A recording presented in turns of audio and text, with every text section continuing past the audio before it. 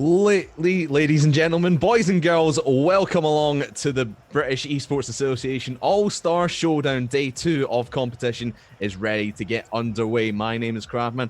I'm joined today by Sigboyd and Squark here for our second day of full competition in the main event. Guys, welcome along. We had a fantastic day 1. I'm very much looking forward to day number 2, but we'll come to you first, Sigboyd. What was your favorite moment from day 1 of competition? Favorite moment yesterday was finally, well, at the moment we didn't know it, but finally watching one of the qualifier teams getting through and beating one of the upseeded teams. That was Don't Panic sweeping Clyde Hotshots, not the expected result, but a refreshing one nonetheless. And Squark, looking forward to day 2 of competition. We are going to lose 2 teams today. It's going to be either, between Crosskeys Kings, Clyde Hotshots, Matador Gaming, and Ferris Esports. They are all in the lower bracket from yesterday. What are you looking forward to today?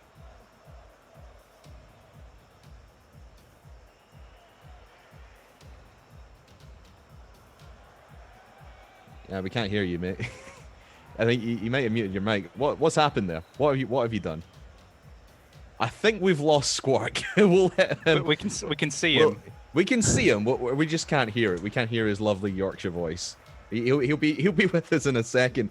But just to go through today's games, our schedule for today, we're going to see first up Crosskeys Kings versus Clyde Hotshots. Then we jump up to the upper bracket and we're going to see Sears versus Don't Panic. Then back down to the lower bracket to see Matador Gaming versus the Ferris Esports. And then our final game of the day will be back in the upper bracket. And we'll be seeing SRC You Later versus Fortes Esports. But as I said, the first game of the day is going to be Crosskeys versus Clyde Hotshots. Let's meet the teams in these introduction videos.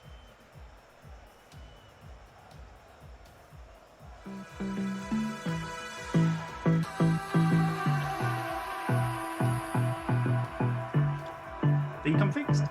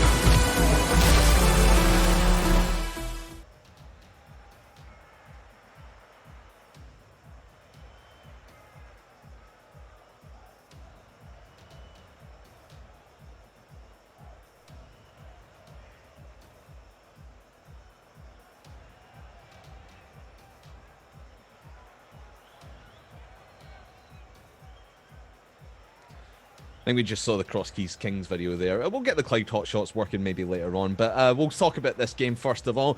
Sigmoid, Crosskeys Kings, they played on top form yesterday, probably the best form that we've seen them on, and very nearly got a game off of the Sunderland Sears. Do you think they can keep up that form today? I'm sure they can keep it up. It's just a question of, well, Tails is always going to be the consistent player. It's whether his 2 teammates can keep up and Tails being able to read them. Whether they'll be able to take down Clyde is another question. Clyde are a strong team, even though they got swept by Don't Panic. We've seen it. They reached the finals in Season 3. They didn't have to beat Crosskeys to get there, but they did have to beat a team that beat them. And Squark, just touching on Clyde Hotshots there, again, yesterday, again, in their game against Don't Panic, yes, it was a sweep. Same result as Crosskeys had against the Sunderland Sears, but it was more of a dominant performance by Don't Panic that really stole the show yesterday. And Clyde Hotshots didn't seem to be up on the level of a lot of these teams. Do you think they can get everything back on track today? I think, well, assuming you can all hear me now. Yeah, we can. We can hear you now. Yes, the first day of a tournament, it's very jittery. You don't really have your footing right. So I'm expecting, now that they've all had a taste of the competitive scene as we're presenting it, I think people are now going to have the right frame of mind to carry on. So I think, though it was mostly clean sweeps yesterday, I think today is going to be a lot closer for just about every game involved. Yeah, and especially with elimination on the line in these lower bracket games, which is what this one is. A best of 5. Whoever wins goes on. Whoever loses is out of the tournament completely. Let us know in the chat. Who do you think is going to take it? Is it going to be Cross Key Kings, or is it going to be Clyde Hotshots? But I'll come to you guys first. Sigmoid, I want your prediction. Best of 5. Who's taking it? I think the Hotshots are going to take it, but it's going to be 3-1. Say 3-1 to the Hotshots. What about yourself, Squark? I'm going to cause controversy. I'm going to go the opposite way. I think Cross Key Kings are going to take it, but I think it's going to be 3-2. 3-2 to the Kings. I'll say Kings. I think they played phenomenally well yesterday. The Clyde Hotshots didn't really seem on the level a lot of these teams, and Cross Key Kings were very unfortunate not to take a game off the Sunderland Sears. But again, let us know in the chat who do you think is going to take it. But it's over to you guys for the first game of the day. Let's get things going. That means I'm in charge. So you predicted 3-2. How do you think that's going to go? Reverse sweep, or we're going to be trading games for most of it? Well, first game of the day. I think, again, though they've had time to acclimatise yesterday, there's going to be a lot of nerves. Your first game of the day, you don't quite know how it's going to be. It's the same for every single tournament. I think it's going to be back and forth. I think it's probably going to be 1-0, even out, then go the other way. But you can never truly know how it's just going to go, but I'm excited for it. I don't think it's going to be completely one-sided at all, so I'm excited for this. That's not to say yesterday's games are one-sided at all. Oh, no. Yeah. I want to talk a little about Cross Keys. So they had 3 very close games against the Seers yesterday. Do you think that's going to demoralize them at all heading into this? If I was in their position, absolutely not. Seers are a fantastic team. When they did their show matches against the universities, they were such a dominating side. So to perform so well against them, I think is a great thing, regardless of if it was a win or a loss. So hopefully they'll look at it and go, yes, we played well and we're ready to go today. We're just giving a few minutes for players to join up right now. I think there's still a poll ongoing, which Craftman told you about earlier, but if you can find that, start voting, or just spam numbers in chat. Hopefully we'll interpret them correctly. We'll go 1 for Hotshots and 2 for Cross Keys, I suppose. Erratic, and unfortunately can't vote for me. I'm not playing today. Yes, Twitch chat's just reminded us, if we have a bit of downtime like we have right now, and you want to give some money to a good cause, if you drop us a subscription or a donation or a gift in bits, all your monies will be going towards the National Video Game Museum, who are struggling at the moment to pull in the funds. They're not getting the same footfall they used to thanks to the coronavirus pandemic, and they'd really appreciate all your support. Yes, touching up on that, I've been to Sheffield. I mean, I like to go to the Meltdown there, and the National Video Game Museum's always at the forefront of my mind whenever I pass it. So it would be a shame to see that go down. We need more stuff like that, especially around this area, just to keep our spirits up as gamers. So any bits, donations, cheers, anything that is pulled in through Twitch, all of that will be going through. We do have a donate link that someone will post in chat, I should imagine. And it's below the chat. Perfect. And like I say, every little helps them, and we want to see this keep going. So hopefully Esports Centre's there soon as well. Just giving a few more minutes for these teams to join up. The Hotshots, we didn't see the same form we were expecting yesterday when we got swept by Don't Panic. Can we attribute that to anything in particular? Do you think they were just struggling to play, maybe a bit of nerves, not warming up correctly, or was there something more fundamental going wrong? I don't think so much it was things going wrong. I think Don't Panic played a phenomenal game. So it's hard to say, like, Hotshots, this is their fault. I think the performance coming from Don't Panic would have beaten the majority of teams coming out. So it's, again, the same sort of concept as the Seers game. The Seers and Don't Panic are 2 titans. I mean, they were both in the finals of the British Esports Championship. So for them to go against them, it was very one-sided. That doesn't necessarily mean anything on how today is going to go. And I think both teams definitely going to come out.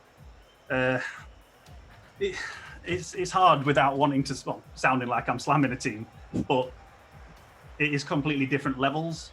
But we have seen underdogs come flying out. In fact, that's what the show matches of the universities have been, is the schools and colleges are the underdogs coming out, and they have been taking games away. So there's no reason that they can't keep it in the schools and colleges and have some upsetting results. I'm inclined to agree with you there. You brought up the C as they're playing Don't Panic in a bit. Of course, we're not ready to do predictions for that yet, but they were looking less than invincible yesterday. What do you think was the cause of that? I couldn't really say. It definitely wasn't one of their most commanding performances. Whether they're thinking that they can save up some tricks that they've been working on, I'm not sure. But looking at how they have been playing previous to yesterday, it did seem like a completely different side. And yeah, they won, but it was nowhere near as dominating as I was expecting. So it's going to be interesting to see if they can pull out a better performance. And again, like I say, these played each other in the finals, and that was a very close game. So that's definitely my game to watch for the day. But yeah, I think Sears will play better today than they did yesterday.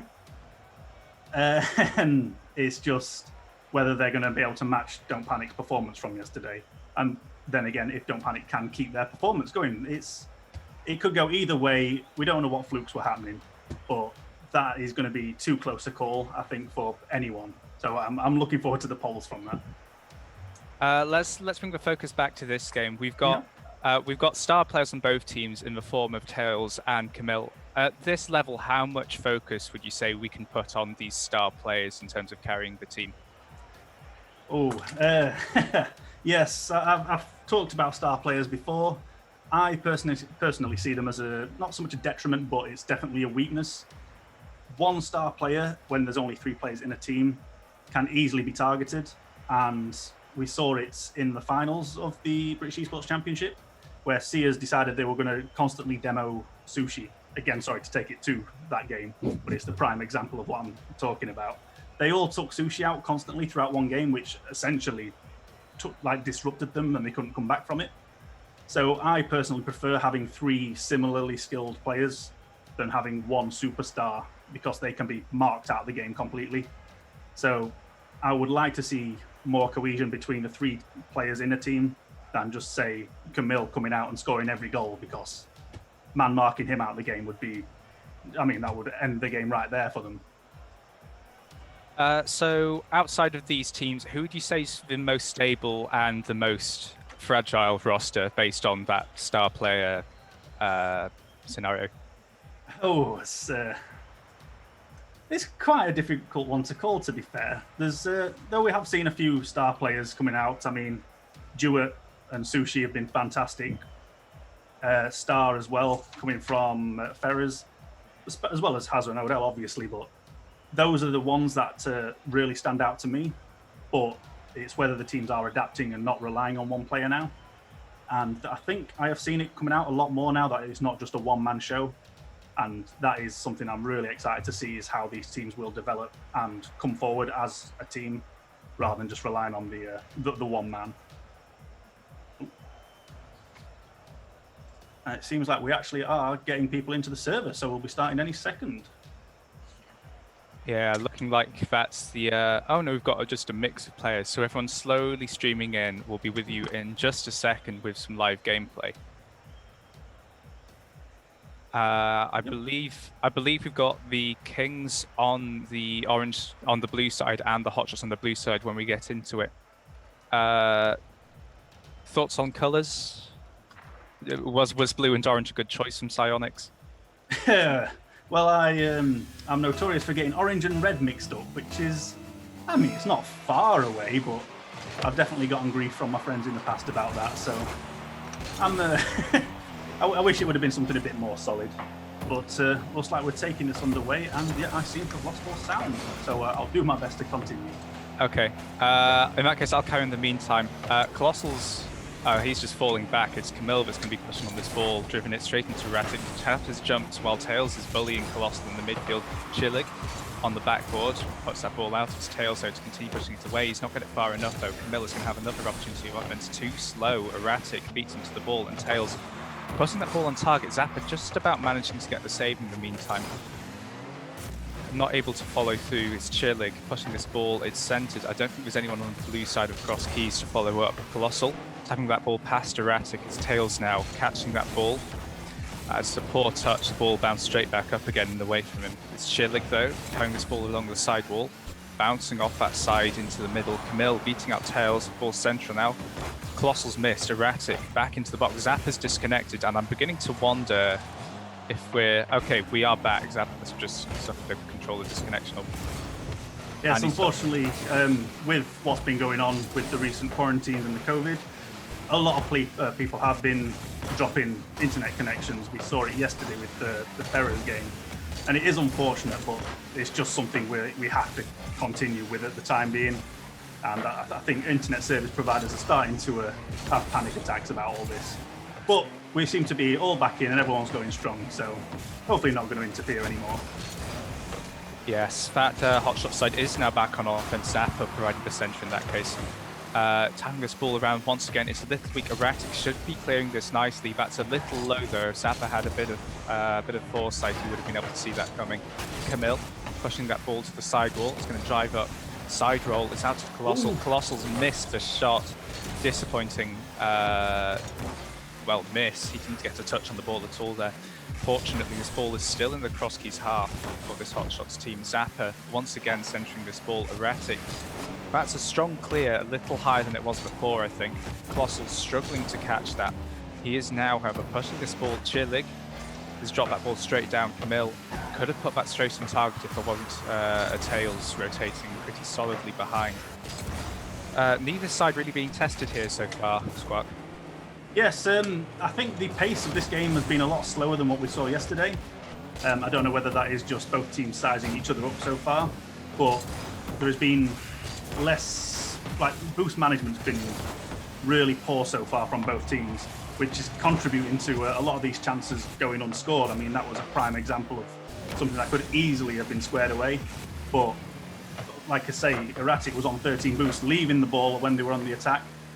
Just being in the box would have provided another opportunity. So I think once game one's out of the way, I think both teams are going to come together a lot more, but we'll consider this a warm-up for now. But that's a good demo from Camille on the Tails there, so stopping that attack dead straight there. Chillig crossing it in, but unfortunately no one left there to finish it, so Zappa's going to get the clearance. Everyone rushing back, and Camille with a crucial demo, which we're seeing quite a lot of these games. That was a dangerous miss from Ratic there as well. If Camille had considered it, perhaps even seen it coming, could have put that ball straight on target. Hotshot's still maintaining this offense though. Erratic now, dribbling this ball. He's flicked Colossal. Zappa's going up. That's going to be a weak touch. And now Tails in control of this ball. He's tried to put that... I think he was going to try and push it into the bottom corner, but it was a little off target. Camille clearing it either way. Colossal tapping that ball up, not the direction he wanted it to go. But Zappa, though, finishing the dodge, centering that ball, but it's too late. Cheerlegs put that ball down the side wall. Erratic, challenging Camille. Ball's gone neutral, however, Colossal's the first one to get to it. 50's Tails, and that ball went nice and high. Opportunity for either side to aggress.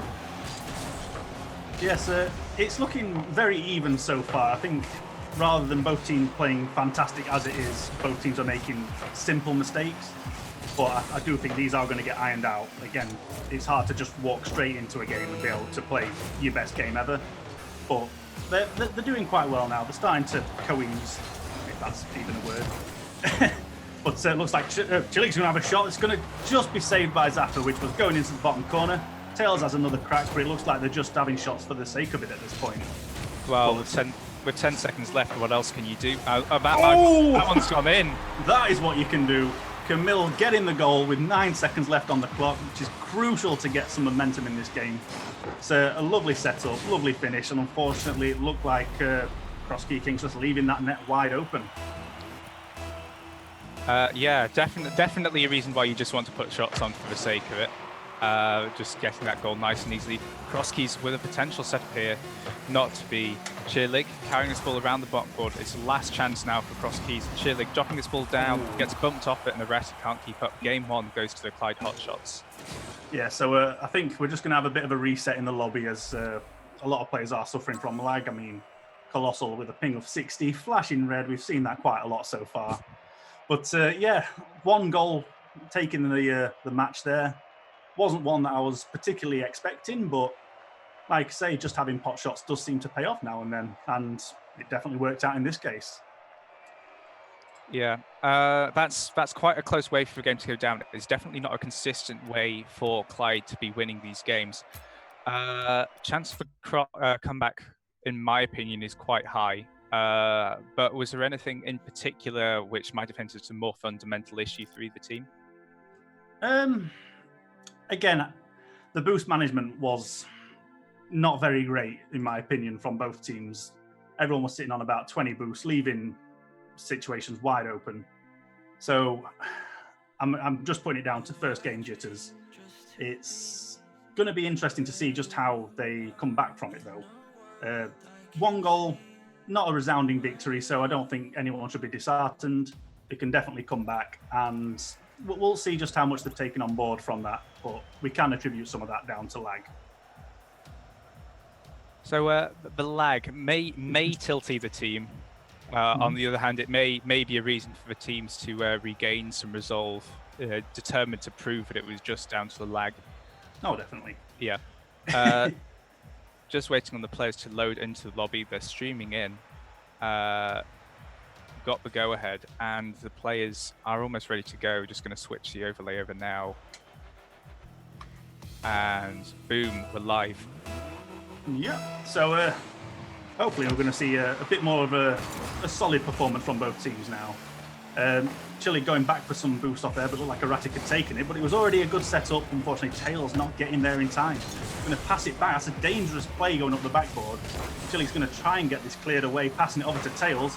Tails playing it centre, but unfortunately no one to finish it into the net, so Camille's going to get an easy block. And now we're getting this back and forth that I was hoping to see from game 1. Camille now dropping this ball down. Tails able to get that cleared away out to Cheerlig. He's put that high into the Hotshots corner. Tails now pushing down. That's centered. It's behind Zappa. Yeah, both teams are seeming to play it across their own net right now, which is definitely giving me some heart palpitations thinking about this. But unfortunately, Tails running out of boost, not being able to follow up with that opportunity he was creating. Zappa missing it, but Colossal's going to try and bring this back under control. Erratic getting the block, but with 10 boosts left, I don't think they're going to be able to contest much after that.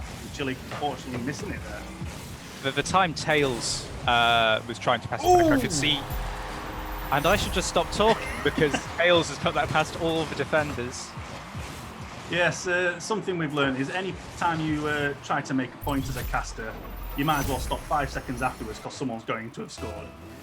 And that was a lovely goal. And it's nice to see things even out now. This ball, though, back in the Cross Keys box. Tails tapping this ball around. Manages to stop the backboard. He's going to have a 50-50 against Colossal. Can't read it. Colossal's played this around. It's Camille to pop this ball back up once again. Erratic tapping the ball high. It's weak, though. Chillig first to it. Another weak touch, though. Erratic's put that to tug about Camille. Beautiful touch. Taps it off his own crossbar. Gets it back out off the box. Zappa now with a clear. That's on target. One of these blue players needs to get up. That was close. A little too close for comfort, one might say. Tails and Erratic still double committing. Still feeling the effects of that shot. And that's a demo from Camille onto Cheerlig. Yes, this is starting to look a lot more like the games that we're expecting. The aggression starting to come out from Clyde. The hot shots, they're starting to play as a team. We've got demos on keepers after setting up a chance. It is really shaping up to be something spectacular. And again, Zappa getting a crucial block there. It's going end to end. Anything's going to happen here with only 1 goal and with still half a game to go. I still cannot call who's going to win this. But right now, I think Hot Shots are starting to play a bit better. Yeah, the Cross Keys have been making good plays, but they have been making the most mistakes as well. I think we saw the second time in maybe about 50 seconds, we saw a really obvious double commit from Tails and Cheerlig. And as a result, they lost all defensive pressure. Erratic, though, is the only man back right now. He's going to carry this ball around his backboard and away from it. Cheerlig trying to do the same. That's weak though. Tails following up. Zappa's not able to get a block. It's Tails against Camille. Puts it onto the near post. It's not in. It's bounced back. And Chile can't follow up, so this is now back in the blue box. That looked like a bit of miscommunication. I think every player on that team thought that the other person was going to go for it, and unfortunately no one actually did end up going for it, and that could have been a very easy goal to secure this win, quite possibly. But it looks like Hotshots are now going to try and take advantage, except they've left this wide open. Erratic racing for the ball, but it's been cleared away by Zappa, but the danger's not over yet. So unfortunately, Crosskey Kings with a player down after that demo, the attack's going to falter just a bit. That ball is neutral right now, though. It's first the ball, Colossal and I think that was Camille, both going for the ball, able to push it through, and now they have a period on offense. Zappa beating out Erratic, that ball looming over the blue box. Camille trying to beat out Erratic, but if you go from a standstill, you don't have the momentum going into the ball, can't transfer any of it. And therefore the ball now back in this orange half. A shot on target from Cheerlig there, but easily cleared away. A double commit though. Yeah, so I think we're seeing a bit more of these, the boost management again starting to be an issue for both teams, as when an attacking opportunity starts to come about, no one can now contest or race for the ball, it's just being left. And I think that's going to be the downfall for either team right now, because I think both teams are making the same folly. That's a lovely play off the backboard. It's going to be a good shot from Camille, squaring that away. And that's the downfall for Crosskeys right there. I wondered, Erratic didn't clear that back round his own side, elected to clear it across the net. Didn't see the team get it punished for it before, but now with 49 seconds left, Hotshots have punished. It's tied at 1-1, and it could go either way once again. Yeah, that was absolutely crucial that Hotshots get that goal, but it was a pretty spectacular hammering there, straight into the net. No messing about, but Tails tries to get the equaliser, or rather take the lead back. But Zappa with a crucial save. Erratic going to try and come off the ball there, but unfortunately missing it. And Colossal now trying to get rid of it. Unfortunately, it's a poor touch from Chillig. And now it looks like Camille's going to go for the ball, go aerial, knocking it towards the net. It looks like it's going to be a double commit for the ball. And unfortunately, Camille there sees the opportunity, squaring it away yet again. We saw sort of a 1.5 commit from Chillig and Erratic. They're both players trying to go for the ball, with Erratic failing at the last minute, trying to get back to that back post, but the ball put behind him. You can't boost towards that. You just have to rely on the backflip going at the right time, hitting the ball, and it doesn't. So 20 seconds left. Crosskeys, no. Hotshots, having turned it around, commanding this game, looking to go 2-0 up in the series. Ooh, it was an unfortunate miss there. That could have actually cost them the game. Unfortunately, Zappa managing to get the clearance, knocking it away. Tails is having one last attempt, but it's going to be just a bit too high. Erratic not quite getting the rebound right. And Hotshots take that game as well. Yeah, Hotshots, despite connection issues reported during that game, seem to be managing themselves fairly well. That's a second game where arguably Crosskeys have thrown it. The first game, they gave away one goal. Was it last minute or overtime? Either way, they threw a close game. And now again, they were up. They gave away that first goal by playing the ball across the box. And there were 20 seconds left. They gave away a second. It's not looking good compared to yesterday. No, it's... Again, I don't know if it's coming down to nerves, but we have seen these players play at a higher standard. And I know I keep going back to this boost management, but it is absolutely crucial that you keep hold of it. And I am seeing more and more players just trying to get along with 12 boost. There are other boost pads. You know, we've got the smaller ones, the pennies rather than the pounds. And I think sometimes it is best just to try and pick them up and salvage it rather than trying to go for these highly contested pound boosts, which is, again, how I remember them. But again, it's hard to attribute whether people are playing differently with the connection issues that are carrying on, or if it is just a bad day for them. So we're going to see in game 3, hopefully. Yeah, there's 60 boost down that center line, ignoring the one in the opponent's box, and there's also 72 on the archers going around the outside. I often complain to my teammates in rank if and I've joined a team instead of spectating. We know you want to play. Normal day at the office, yeah. No, AGSB got eliminated last week. No regrets now. Oh, that's an early goal from Tails, yeah. Great in there, trying to prove that they can come back from this. And Kickoff's always a bit of a dodgy one to play from, but Tails reading that well, seeing the net wide open, just knows it needs to be on target, and that's all it took. Just had some good speed on that as well. Tails beating out Camille on that kickoff. It's Chillig going over the top of Colossal, and that ball's now dangerously positioned in that box. Erratic trying to center, it's high on the backboard, but there's no angle that would put that on target. Zapper hitting this high, it's out to Chillig. Not the touch he wanted, it's into the corner, and Tails not going towards that ball at the right angle to get a hit. Erratic pushing this ball around the sidewall, but Zapper pushing this ball into the box. Ooh. That's a nasty double commit. Yeah, that was almost going to be a fantastic goal, but unfortunately just ran out of boost right before he needed it.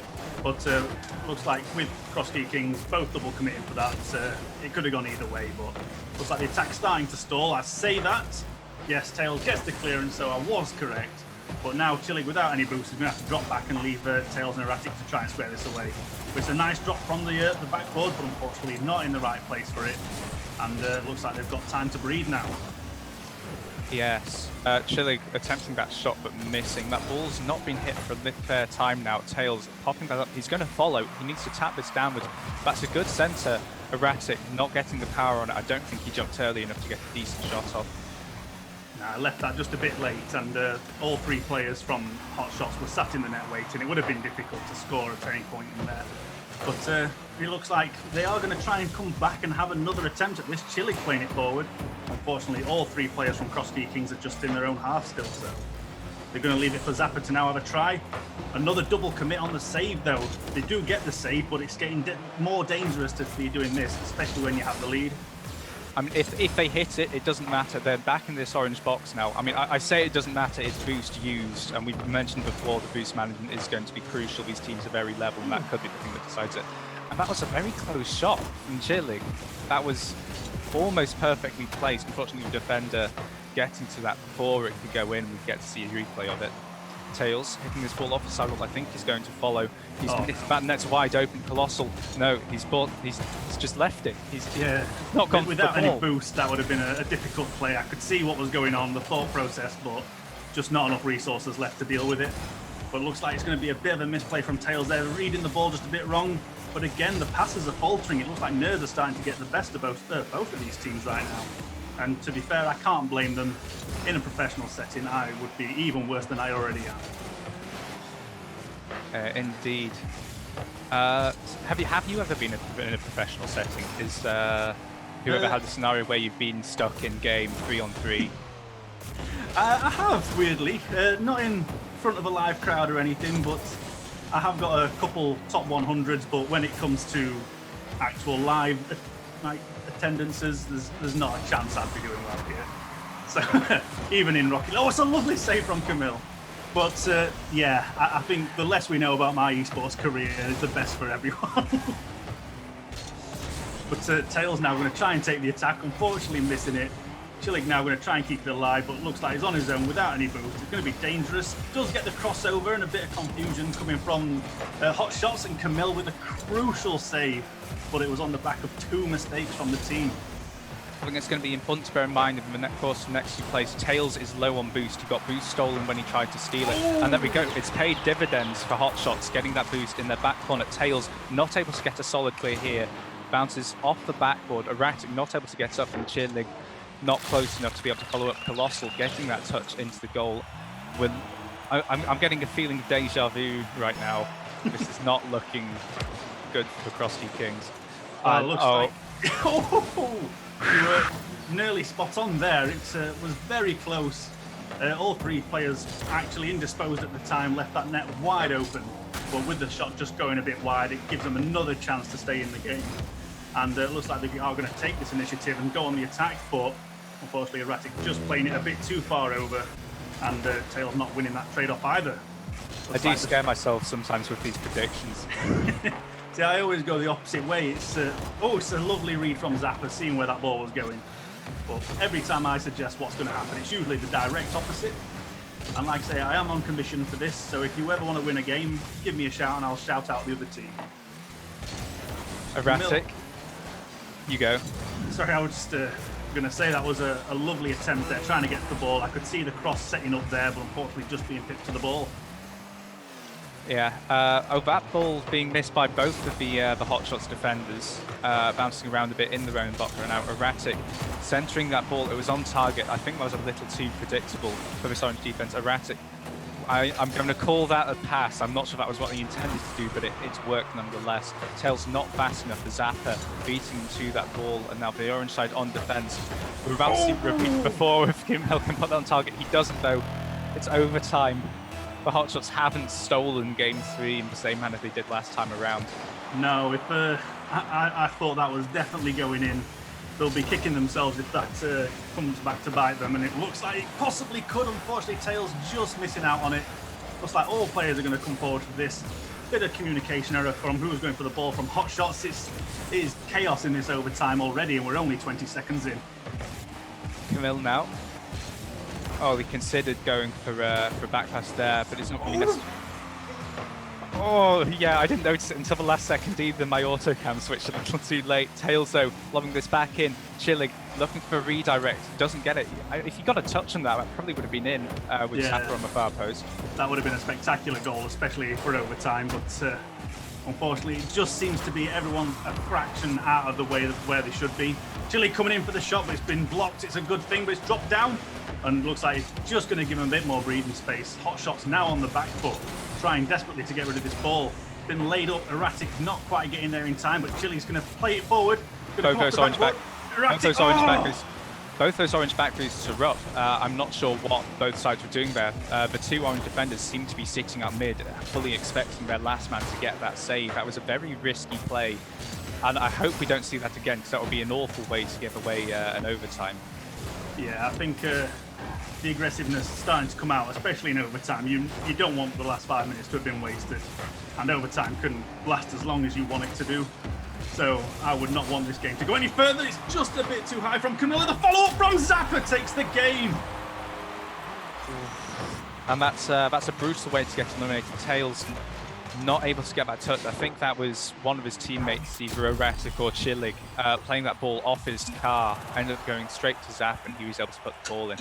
Securing the series, a 3-0 sweep for Clyde. Not a result any of us predicted at all, if we're honest.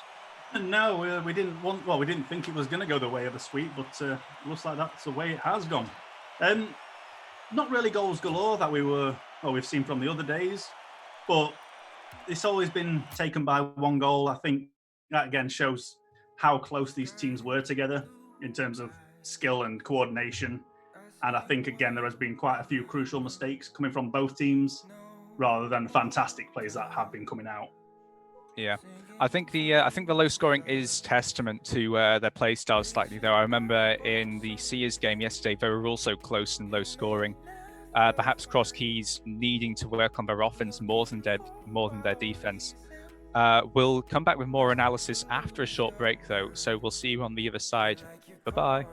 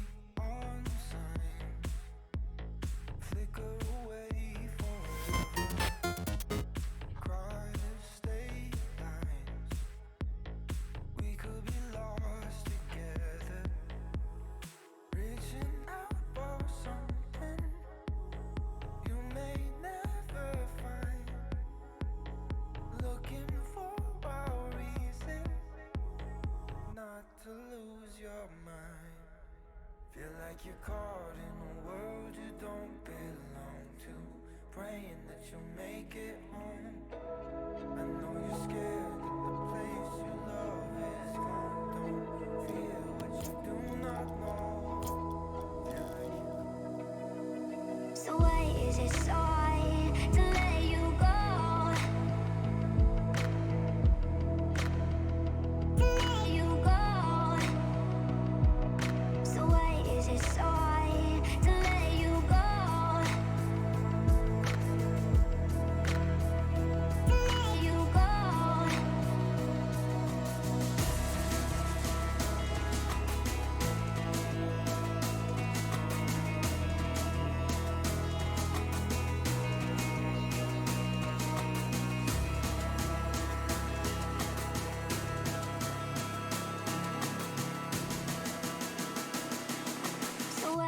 it so hard to let you go?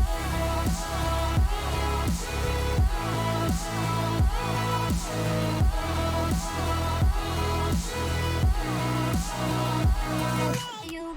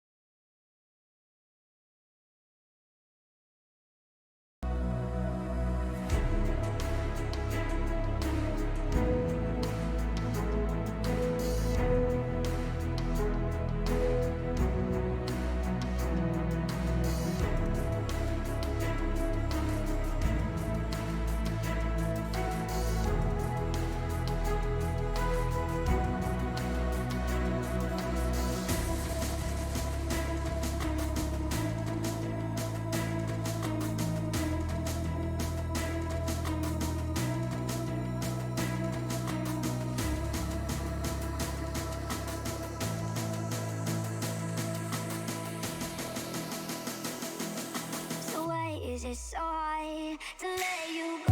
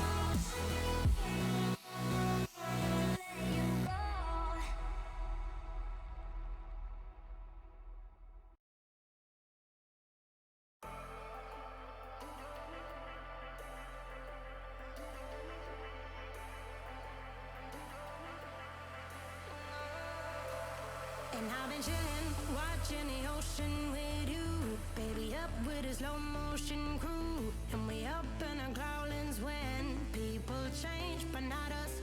And we just chillin', kicking Cross Keys Kings getting taken out by the Clyde Hotshots in a 3-0 sweep to start the day. We have lost our first team from the British Esports Association All-Star Showdown.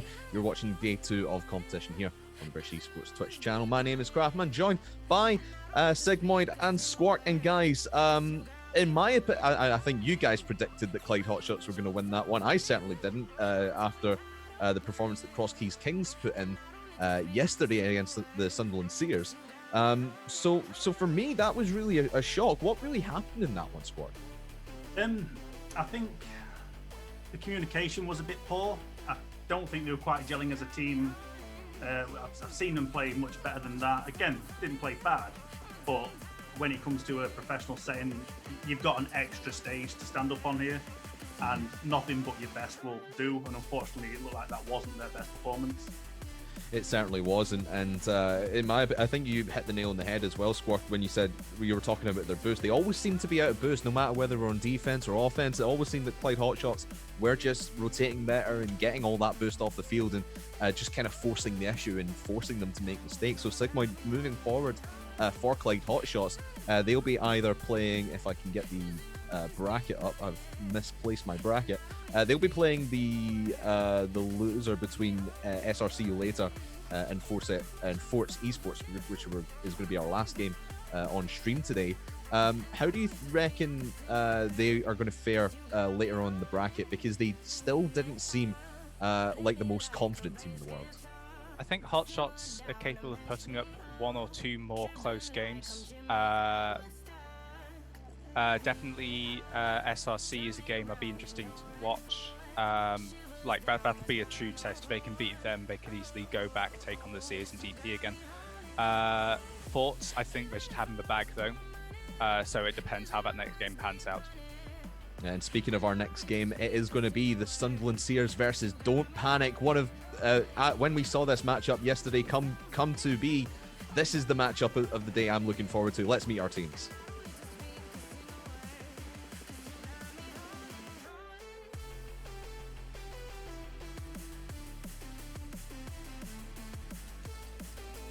I know it's been a while. I know you're thinking the same, but I've been feeling like a moment can't go to waste. I let go of your name, girl. I figured that was it. I stopped playing your game, girl. Yeah, I thought I could quit. I'm all up in my head, I'm sorry for what I did. Wish I could have it unsaid. Just make it right instead of treating me like I'm dead. Is it too late to...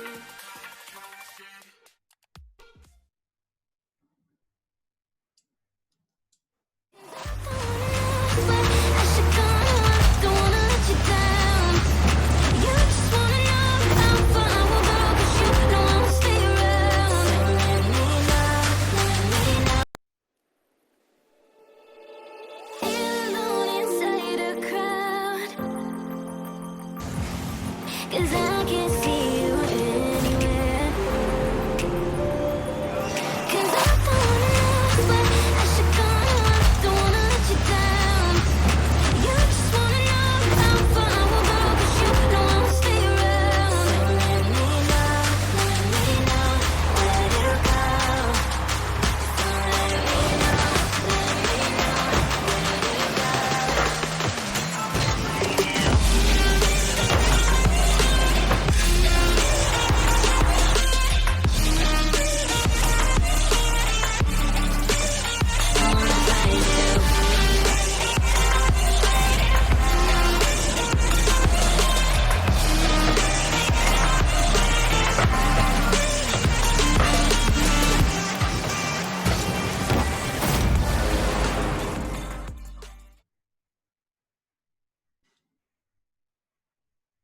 Don't Panic and Sunderland Sears there, two phenomenal teams with phenomenal performances yesterday, especially from Don't Panic. We saw them absolutely, for lack of a better word, absolutely decimate the Clyde Hotshots yesterday in a game, in a matchup that was a 3-0 sweep, but they won 6-1, 4-0, and 3-0. They just completely stomped over the Clyde Hotshots. Sigma, do you think they'll be able to keep up that pace today against Sears?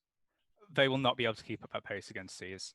Sears are undeniably a strong team. We saw them a little shaky yesterday. Whether they've rectified their issues since then is another question, but Don't Panic definitely will not be stomping the Sears. And Squark, talking about Sears, I think Sigmoid just touched on it. They are coming into this tournament. We probably expected Sunderland Sears to be one of the better teams in this competition and maybe a potential finalist come Friday.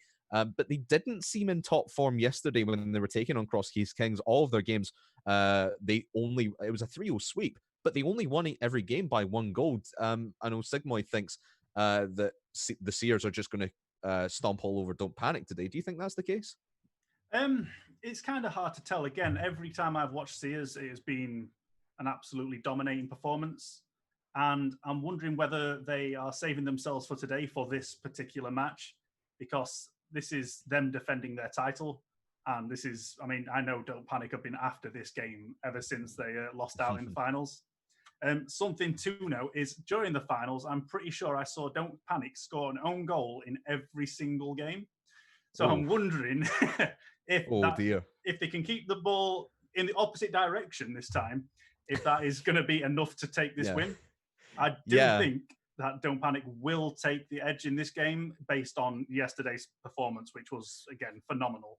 And I'm hoping, sorry, I was going to say, for me, yesterday we were expecting Sushi to be the man that everything ran through on Don't Panic, and that was kind of the case for the first couple of games. But we saw Tommy and Awesome step up to the plate as well, and this team is a very well put together team. And based on, like, in my opinion, based on the performance that we saw from Sears yesterday, this is going to be a lot closer than you think. I want to know what you guys think in the chat. Let us know in the poll in chat. Who do you think is going to take it? Is it going to be Sears or is it going to be Don't Panic? But we'll come to you, Sigmoid, first. Best of 5. Who's taking it?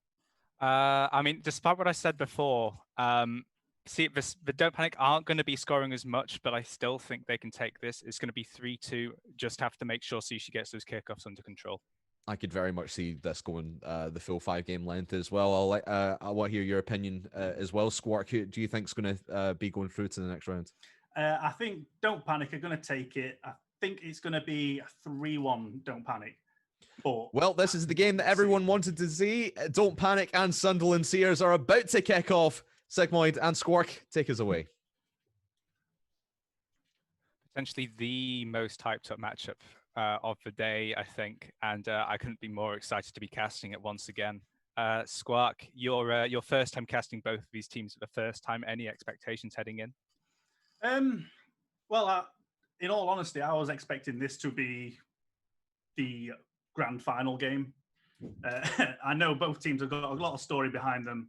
I know they are constantly practicing. They're always in 6-mans, and it's going to be fantastic just seeing these two teams clash.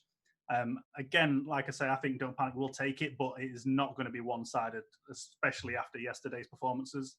So I'm really excited for this.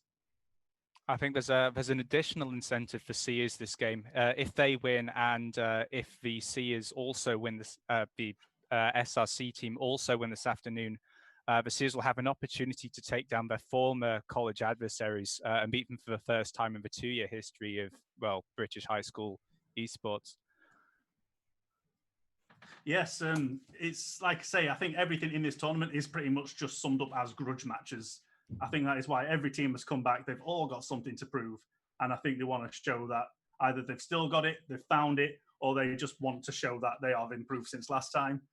And it has been fantastic watching everyone so far. I don't think Sushi's going to get away with his flip resets from yesterday in this game. I know everyone likes that one, but who knows? He's been practicing a lot. I would love to see another flip reset, and I will try and keep the decibel volume down for it.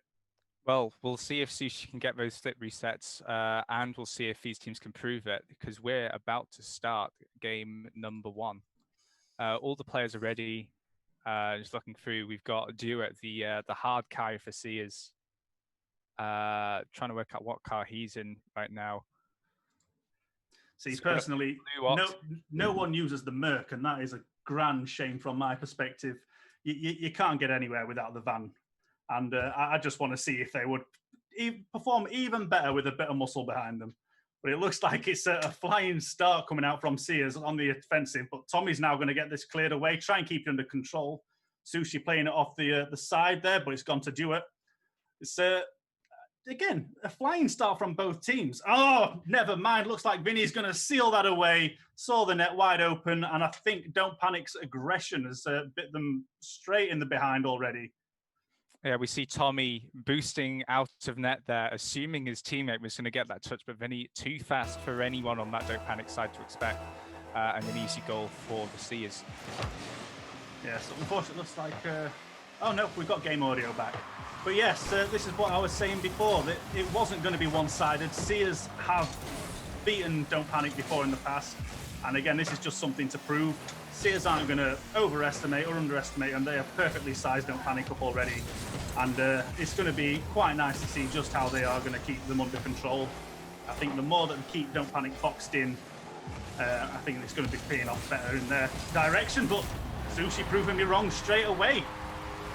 Yeah, Sushi, I can't work out quite what he did there. He just sort of got a very slow flick. That wasn't even a flick. He just sort of jumped under the ball and it went in. Well, we go with it. Ben Dog just not positioned correctly to deal with that. I guess he assumed his teammates were in place behind him. Yeah, so I don't know if it's starting to come into some big brain plays, whether they thought the fake was coming out, whether it wasn't coming out. They didn't quite know what was going on. And Sushi just deciding just to pass it towards the net, and that's all it took to get it in. But looks like Sears are going to answer back now with some very early aggression. But unfortunately, both players on that back wall leaving Bendog to try and get the shot, but unfortunately no one in position. Awesome seeing the net wide open, but Vinny gets back just in time to sort that out. Jewett now hitting this ball off his backboard. He's gone straight to Tommy though, who's played it straight along the central line. Vinny beating out Awesome to put this ball into the orange box. Sushi driving his own backboard has put this back to the midfield. Tommy not able to stop Jewett pushing it through. He's going to have an opportunity to put this off the ceiling. Sushi though tapping it past the first. Tommy. Bendog not elected to challenge, so I would have said he put it over the second, but he hasn't. Awesome. That's way too high. He wants to put that on target, I think, but he's missed. And Vinny. Oh, that was a bit close to my liking, but this is something I'd like to see is, again, Don't Panic are starting to play more as a team. Throughout the... that was a lovely attempt from Awesome. Unfortunately, the ball not dropping down enough to get into the corner.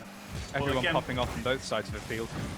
We've learned you can never finish a sentence in casting Rocket League, so we best leave things unsaid. And Jewett again with a nice attempt, unfortunately just a bit wide, no follow-up there. And now Sushi's on the attack, got full boost. Is he going for it? I thought that would have been it. But he gets the pass to Tommy. Tommy gets it. But I could have sworn Sushi going for that flip reset. Carbon copy from the other day, but no. Sees the pass as the better choice. And Tommy reads it well, just there to tap it in. You're talking earlier about that first goal, how they couldn't read Sushi. Sushi is definitely among the best mechanical players in the British Esports scene. The high school scene. Tommy, though, returning to the play, gets demoed. Or was he demoing? I've lost track completely. My train of thought has gone. That can definitely happen in Rocket League. It doesn't give you much chance to get your brain together. Awesome dodging out of the way there, but Tommy was there to pick it up. Some good communication. Sushi now going from that same attack pattern before, seeing that they had two people in defence, deciding to back away, and that was a good read. So it looks like Tommy's now going to try and pass it off the backboard. We know they love the backboard plays. Sushi with a demo sets it up for Awesome. Awesome with the shot. Can Bendog get there? He can't! Awesome! What a shot! Awesome placement as well. See what he did there. Yeah. But this is what I was talking about, how maybe at the start of the season it was the Sushi show, but now all members of this team are coming out. Everyone's got a vital role, and this is the kind of Rocket League I love seeing. I think I wrote it in my match notes as well. Sushi is he can be a very aggressive player when he's asked to be. Oh my God, Don't Panic, stop cutting me off mid-sentence. Well, we thought it was going to be a bit closer, but Don't Panic have come flying out in game one. 4-1, still 1 minute 40 left to go. But the cohesion from Don't Panic is absolutely phenomenal today. Took maybe a minute or two to get into the stride, but they are there now. And looks like they are going to dominate this. And as you said before, Sushi, a very aggressive player, loves his demos. And looks like that's not going to stop anytime soon. The differences between this team and the team that played Seas before in the British Esports Championships are very clear. Definitely a lot more cohesion. Sushi not having to take so much control of the play. Tommy flicking this out to Sushi. Sushi putting himself even higher. It's back to Tommy. Can he get a touch? Oh, that could have been a beautiful redirect. A beautiful 1-2 play. But it's not to be. It can still be there. Oh, it's a lovely touch. Oh, it's just Sushi! Oh, no! Oh, after all that praise. I don't know if that was going in or not, but that was...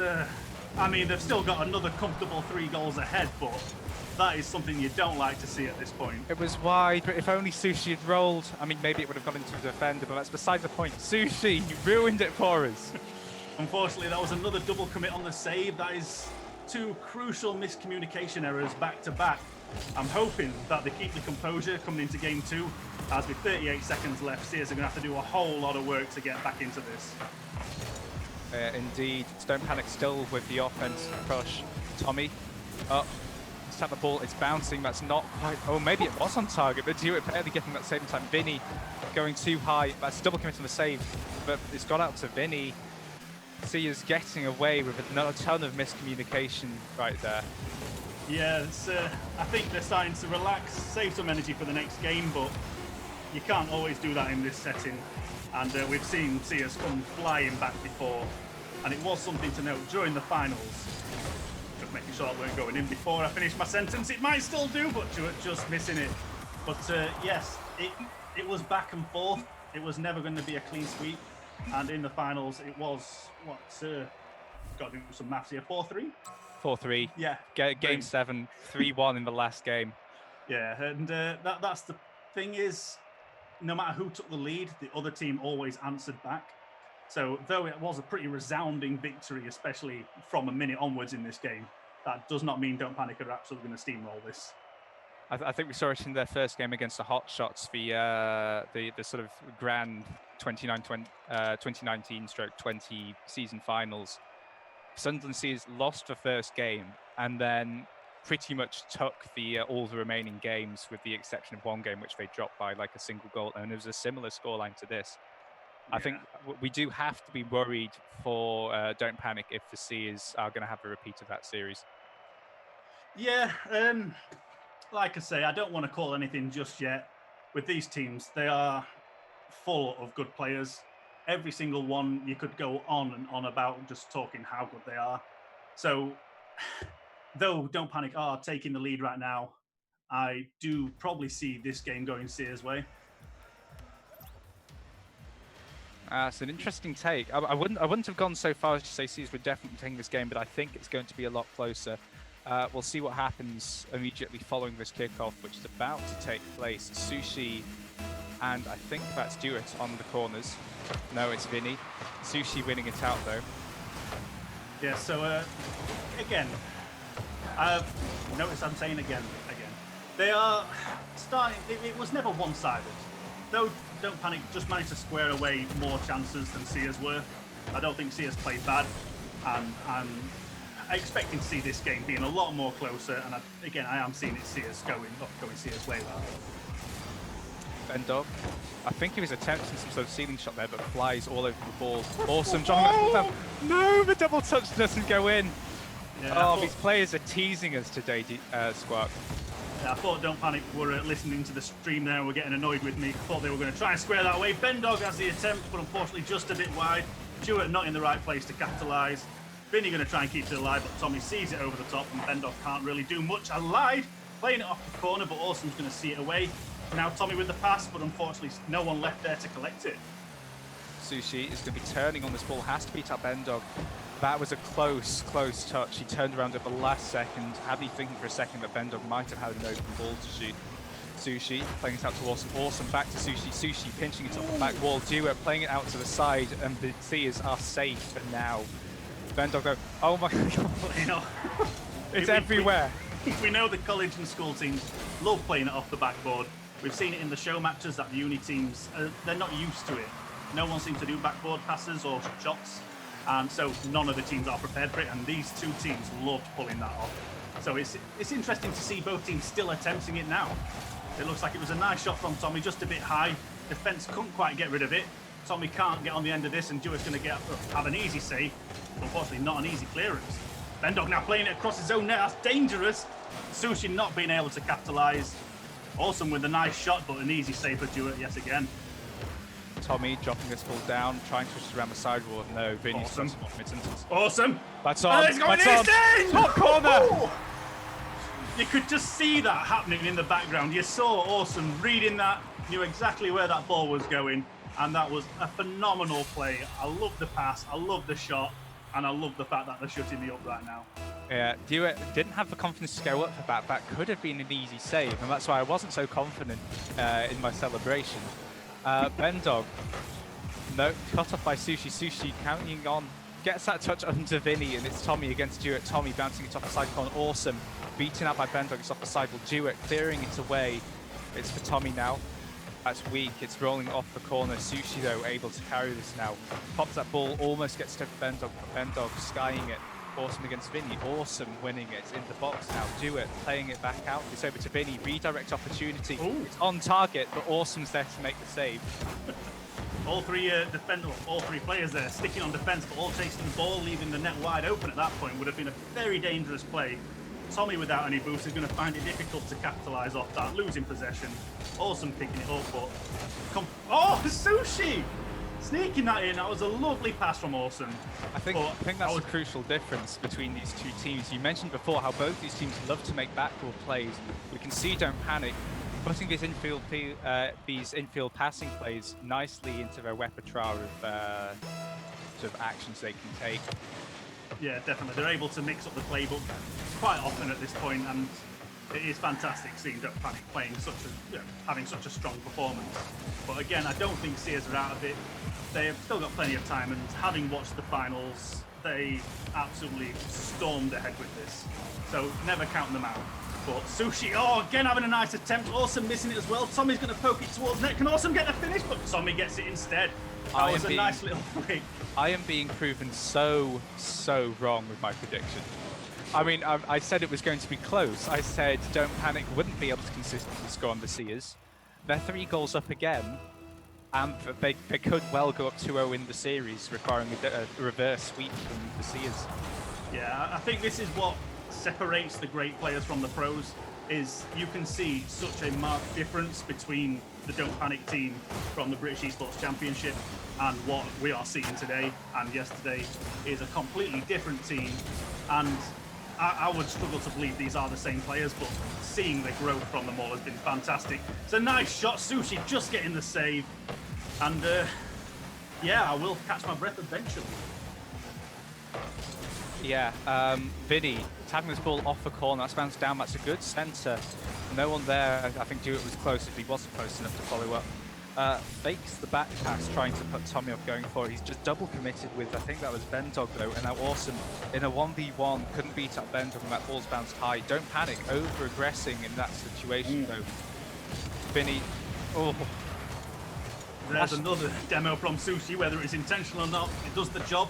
It stops the attack dead in its tracks. Sia's still going to attempt, but Bendog going up, playing it off the backboard. Sushi reads it. Tommy's sitting on that line, waiting for it. Vinny has the shot, he sneaks it in! 32 seconds left, 2 goals behind, there is still a chance. The Sears are starting to turn now, I think. They're starting to realise that they have to do something. And I was going to say before, when Vinny almost put it in, the ball was on the ground on the near post, was so reminiscent of Game 7. 6 seconds left on the clock. The Sears were already 2-0 up, but the Don't Panic team were over-aggressing, and Vinny able to find the touch to secure the game for that Sears side. And Bendog essentially scored. Vinny took the ball and talk. Oh no, this is starting to fall apart. Again, I told you not to rule them out. Sears coming ahead, showing you they have still got the fight in them. They would have liked to have taken either route, upper bracket, lower bracket. Looks like it might not matter whichever route they're taking, because these two teams are playing absolutely fantastic today. Sushi beating out Duo. That's an important kickoff for this Don't Panic side. The ball's bounced down. An orange player. Oh! I was going to say answering back. I was going to say an orange player should be there to finish that, and there was Tommy boosting in, going as fast as he can to beat out Vinny. Vinny, I think he should have had that. He'll be disappointed with himself. But I don't think there was much chance after losing that kickoff for them to take the entire game. 18 seconds, we'll see what the Sears can do, but it's likely going to be game 2 to Don't Panic. Yeah, they're starting to run out of time, but I think Sears answering back, showing that there is a lot of fight left to be had. Though we are possibly down to the game point, it might not matter. It's looks like it's going to be 4-2 to Don't Panic, with a fantastic performance from both teams. I'm stunned. I'm stunned Sears almost came back. I think that's the key takeaway from this. Don't Panic just carrying on as they were before. But I am really excited to get into Game 3 now, having seen that the Sears are here to play. Yeah, definitely. You can't ever rule either of these teams out. And though like I say, I did predict Sears taking this, they did answer back, but Don't Panic again, just proving how dominant they have been recently, answering back after conceding 2, which could have been a very demoralising point for them. And again, they're proving me wrong, and it's something I do love to see. Yes. But there were a couple of flashy... Yeah, the infield pass. That's what I was going to start talking about. Don't Panic able to put that in at long last. I remember they had a couple of attempts in Game 1 which went postwards instead of into that net. I think we're going to see more improvements from Sunderland, though, moving forward. I think they've got the most room to improve out of the two teams, and Don't Panic have sort of reached their ceiling at this point. Yeah, And, so oh no, server's gone dead. good old gonna- servers. Gonna have to fill for the next minute, Squawk. I'm sure we can do it. We've got a lot to talk about. We are yet to see the flip reset we were promised. We've seen a lot of goals, a lot more goals than in the previous games. But comparing the two games that we've seen so far between both sets of teams, the difference in, again, I'm always going to go back to this, the boost management. Every single player on both of these teams always seems to have full boost and ready to go. And I think that has been what has made the difference. That's why we're seeing a lot more goals. So that's why we're seeing a lot more shots. I mean, Awesome with 6 shots in that one game alone. That was, I mean, he only scored one of those, but that's another 5 that they had to contend with. Oh, sorry, zoned out there. But yeah, there is definitely not saying that it's going to be a 3-0 sweep for Don't Panic. I do think Sears are going to bounce back. We saw it start to happen, and it's going to be interesting to see if they can actually take a game off Don't Panic now. I'm just readying up for game number 3 right now. Got a lot of hydrate requests. Yeah, I hope I satisfied stream before. I am down to my last that much of water, which I'm gonna have to drink because I'm gonna need it for this game. Fingers crossed Sears don't take it, because I might not last till the end of this series. Yeah, we've still got another 2 full days worth of games to go yet, and already it feels like this is the grand final from what I've seen, and I am absolutely loving this. Looks like both teams are in and ready to go, and we're going to see if Sears can actually answer back. Vinny lucky to win this kickoff against Awesome. He does take it, and Bendog now faking. Now goes for the back pass, not the play I think he was originally trying to make, and Vinny not going for that ball straight away. Sushi able to capitalize, and it's Tommy redirecting that ball. He was close, but he wasn't able to put some target. Beating out Dewitt, tried to beat out Vinny, but that ball's gone neutral. Bendog now carrying this ball around the side wall, flipping it out towards Vinny. It's not fast enough though. Yeah, I think we're seeing a strong difference already. Sears are starting to play a bit better. They are, again, lacking maybe just a bit of communication, but they're playing a bit more cohesively. Unfortunately, both players going for the ball, leaving that wide open, proving my point wrong at that time. Stewart now trying to bring this down, but Tommy bumping him out of the way. Attack still alive. Tommy playing it over. Bendog, unfortunately, playing it off to the corner. Still got the chance, though. Vinny playing it forward. Tommy gets the clearance. Looks like the attack's gone there. Yeah, Tommy tried to put that ball up. It's Oliver Wilson that's in the box. And if any blue players are up, this is an opportunity for a shot on goal. Oh! My screen lagged out there. It didn't know what to do. It didn't know how to process Vinny's shot at all. It's gone down. Awesome attempting that save, but the ball's sneaking through. Oh dear, I've seen it now on the replay. That's subpar from this Don't Panic side. Yeah, that was just a fraction off. I think they saw the opportunity there. Vinny's seen the opening, just thought, well, I'll have a crack at it. Puts it away, and unfortunately, both DP players, Sushi and Awesome, not being able to get to it in time. And that, again, is all it takes. Sears now taking the lead, but is it the first time so far? No, they had a brief period took... in game 1. Brief period in game 1, but other than that, this is their first lead. And Vinny might be able to open a bit more. That's a poor backboard touch from Vinny. Sushi now carrying this ball all the way into the blue side, able to win up by 50-50 as well. Was almost in front of the net, and Don't Panic would have been able to equalise. A lovely pass. Bendog getting the touch. There it is, playing off the post. And this is what I was expecting from Sears. The Sears are back. I'm confident now we're going to see this 3-2, probably at the expense of my throat, but we'll deal with it when it comes to it. We do have 2 more games to cast throughout today. At least 2, if I'm correct. Yeah, 2 more series. So we've got to last, but we can't promise a thing. But it looks like both DP players going up there. I think they're starting to crack a bit under the pressure now, seeing that Sears have turned up today. It's not going to be the clean sweep they were expecting. And hopefully hopefully Don't Panic compose themselves a bit better now, get things under control and play as they've been playing for the rest of the tournament so far. I mentioned that Sears haven't reached their ceiling yet before. They definitely are closer than they were last game. But Vinny's just not reacted to that shot. Tommy's equalised it. I've jinxed the play, and It looks like we just need to be saying Seas are doing well, and then that's it. They crumble under the pressure. But the Charlotte Phoenix of the British Esports Championships. Yeah, I'm not sure what Vinny was doing, unfortunately, there. I think he was trying to reposition and just got caught on the back foot. And Don't Panic capitalising, seeing the opportunity, or maybe just trying to have a crack and get a goal back on the board. But it worked either way. Another double commit on the save, though, from Sears. I don't think either team are entirely confident about this series at the moment. Oh, Don't Panic have a point to prove, and they're one game away from doing it. They may just need to take this game to recompose themselves if they concede another goal. But equally for the Sears, if they get swept, this is the end of the Sears era. They've won so many competitions back to back. Oh, it's an open net.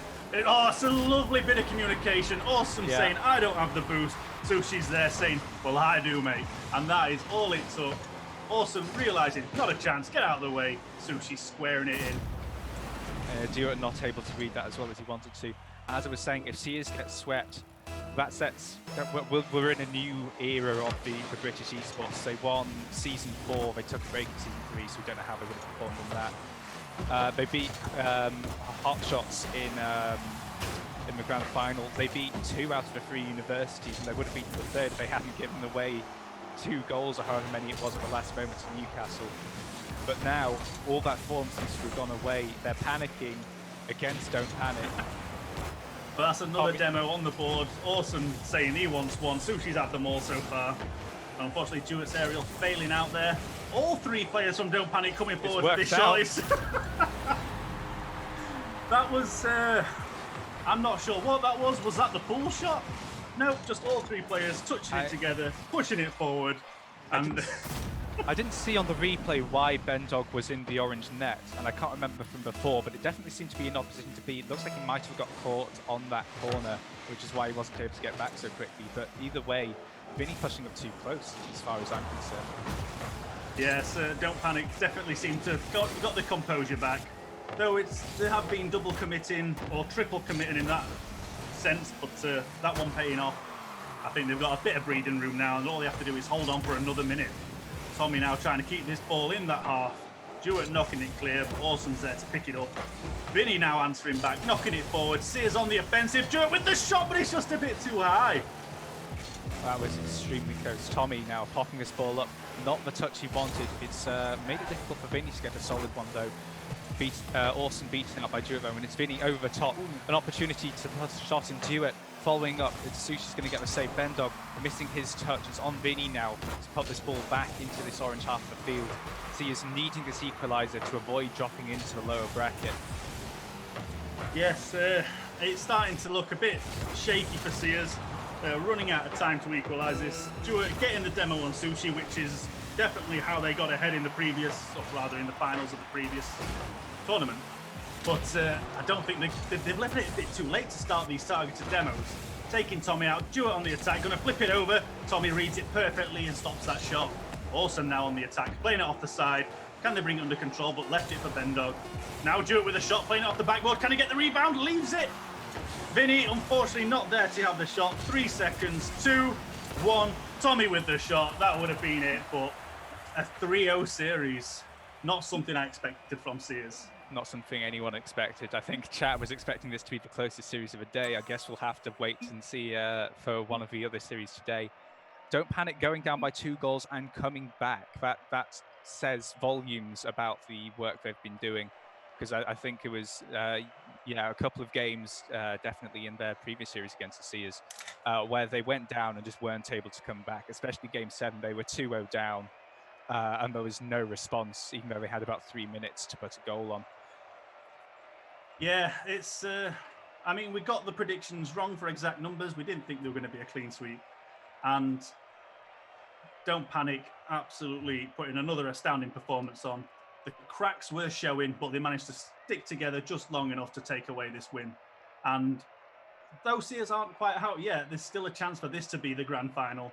But I think Don't Panic can now finally say, if we'd not scored those own goals in the British Esports Championship, they would have taken the win. And it's nice to see some vindication for the lads.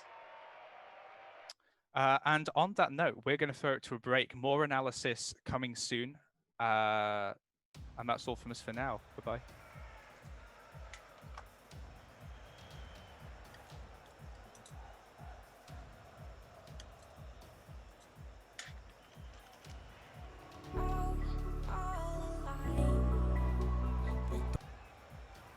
Devil's in the detail, lingered inside. Oh, a holy crime. But how can I hide you without an alibi? It's a lover's fight without an alibi. You took my innocence. I can't wait no longer. I'm playing with the monsters. Everything that brought me alive. Going around like nonsense, playing with the monsters. They brought me alive, but got no alibi. It's a lover's fight without an alibi. You took my innocence without an alibi.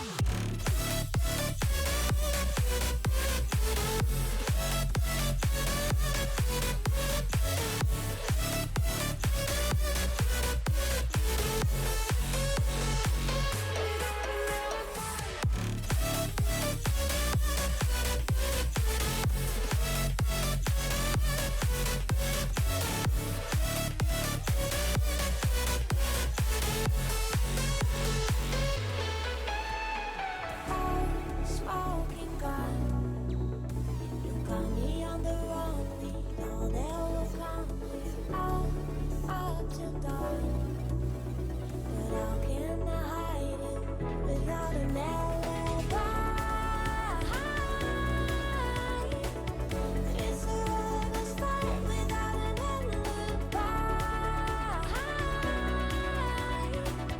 Took my innocence. I can't wait no longer. I'm playing with the monsters. Everything that brought me alive.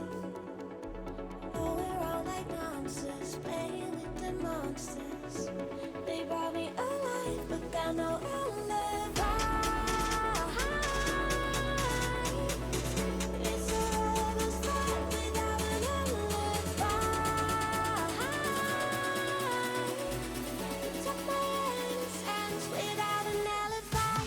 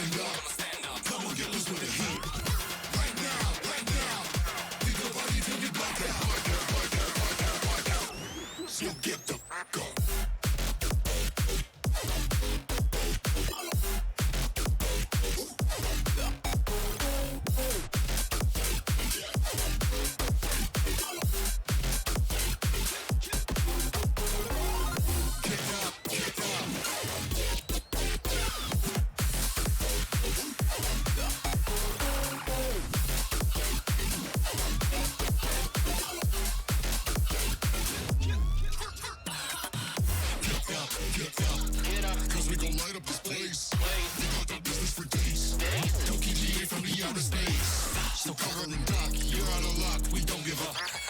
Yeah, we're going up. Next floor is us. You're riding with us.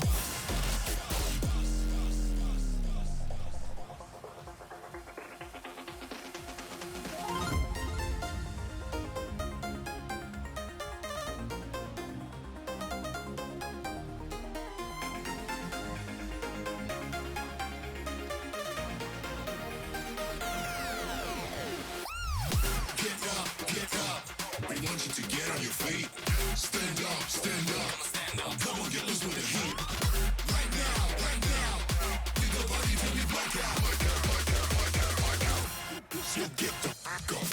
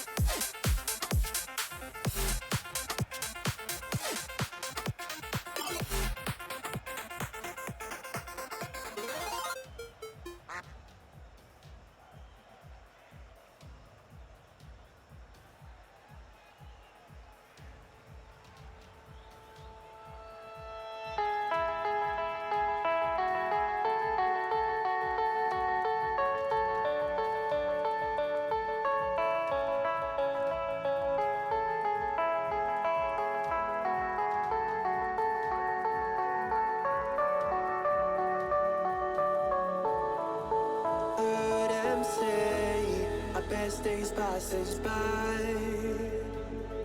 and most long for a place that they never find. I'm afraid I wake up when I die, and it is too late to climb any mountain. Time is of the essence, the blood running through our core. It's best to not feel sorry when it's over. Will be the greatest that you've ever seen before, and I'll stay eternal.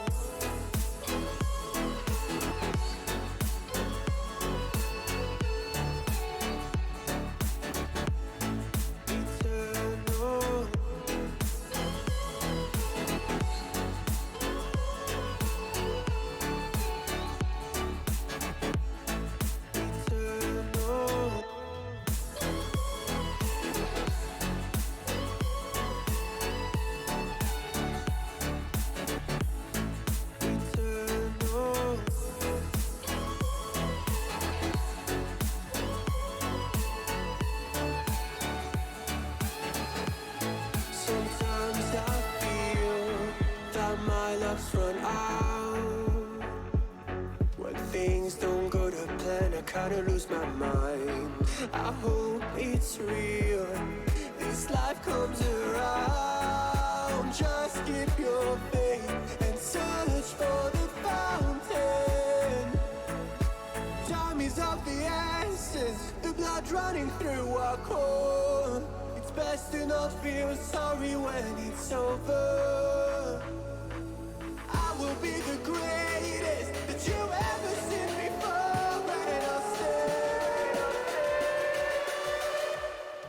eternal.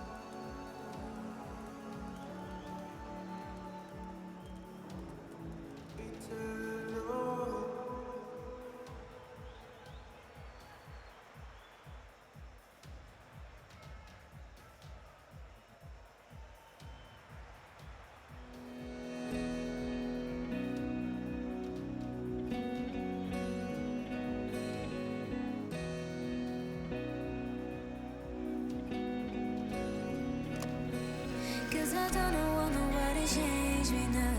Cause I like to be myself. If you're not agree, you can walk away. You can walk away. You can walk away. Something in my mind makes me think I ain't nobody perfect.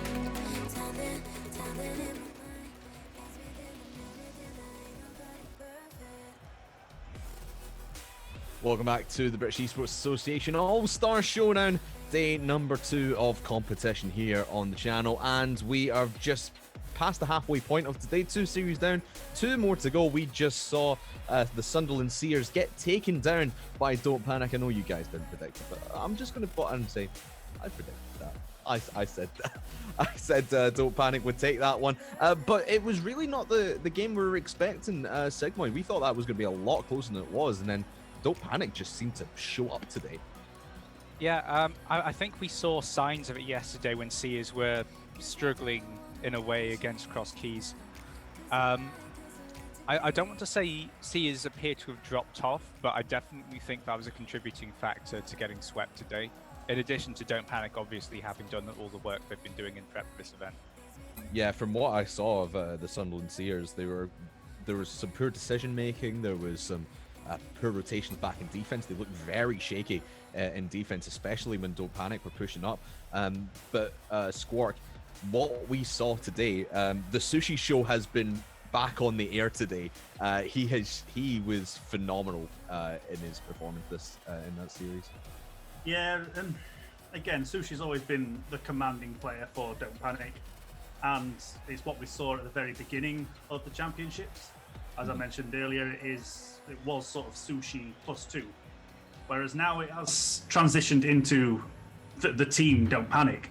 And though Sushi's still the front man for the team, he can sit back now, and the team will still function as good as they always have.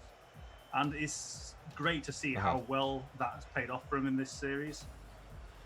Yeah, definitely. I said yesterday as well that Tommy and Awesome stepped the hell up. They played their role today, but let's not lie. Sushi was the main man today, and he got the job done against the Sunderland Seers, and they dropped down into the lower bracket, and they're going to be facing off the winner facing off against the winner of the game we're going to see now. Next up on the docket, it's Matador Gaming versus Ferrers Esports. Let's meet these teams.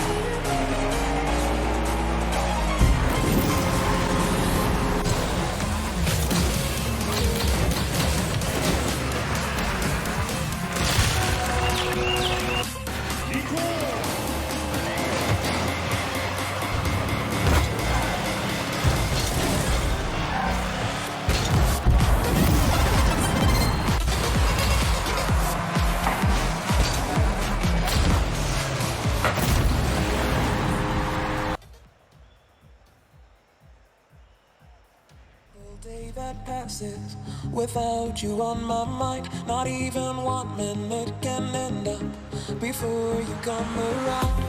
I yearn for the days when I see your face beautiful me. I long for the times you held me in your arms. Whoa. I wish that you were here to give me everything I want, but I know that life's unfair and we can't always have it all.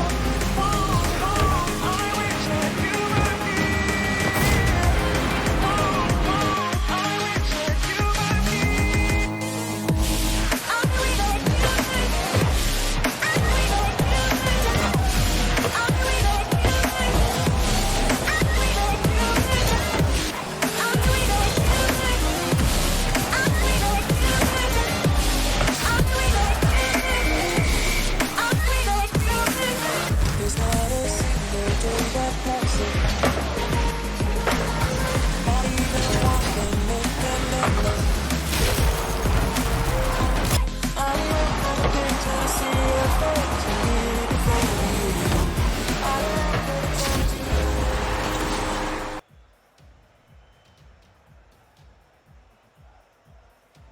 Matador and Ferris about to square off in the lower bracket game today. Obviously, yesterday, Matador losing out to SRC later in a 3-0 sweep. A lot of 3-0 sweeps yesterday.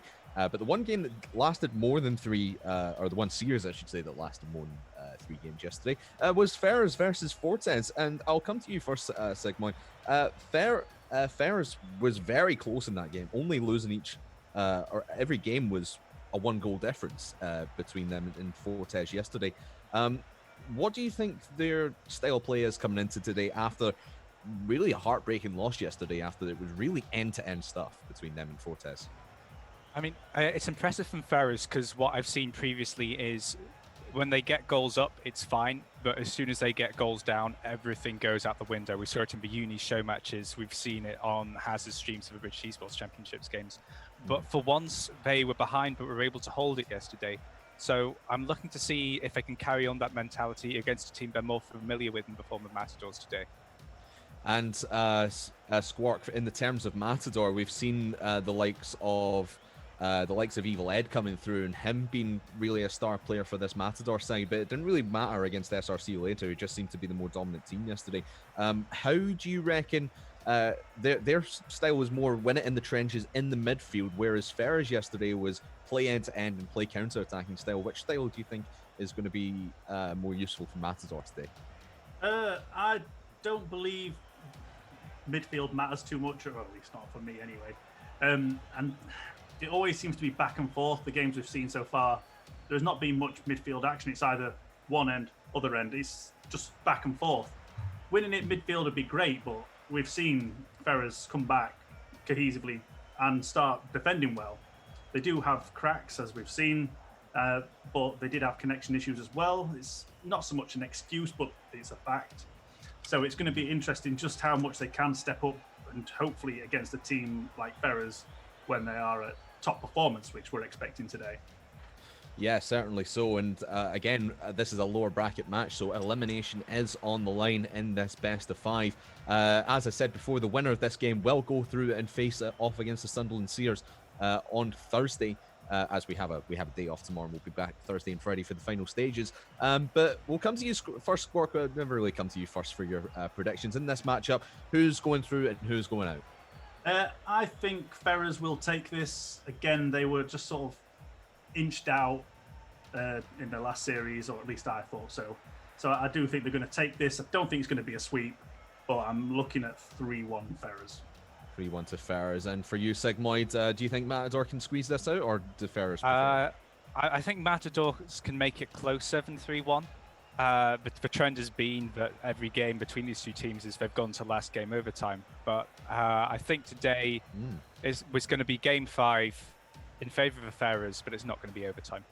Oh, I was going to ask you, do you think it's going to be overtime? But I'd take a game 5 happily between these two teams. It's going to be the battle for survival here in the British Esports All-Star Showdown. Guys, over to you.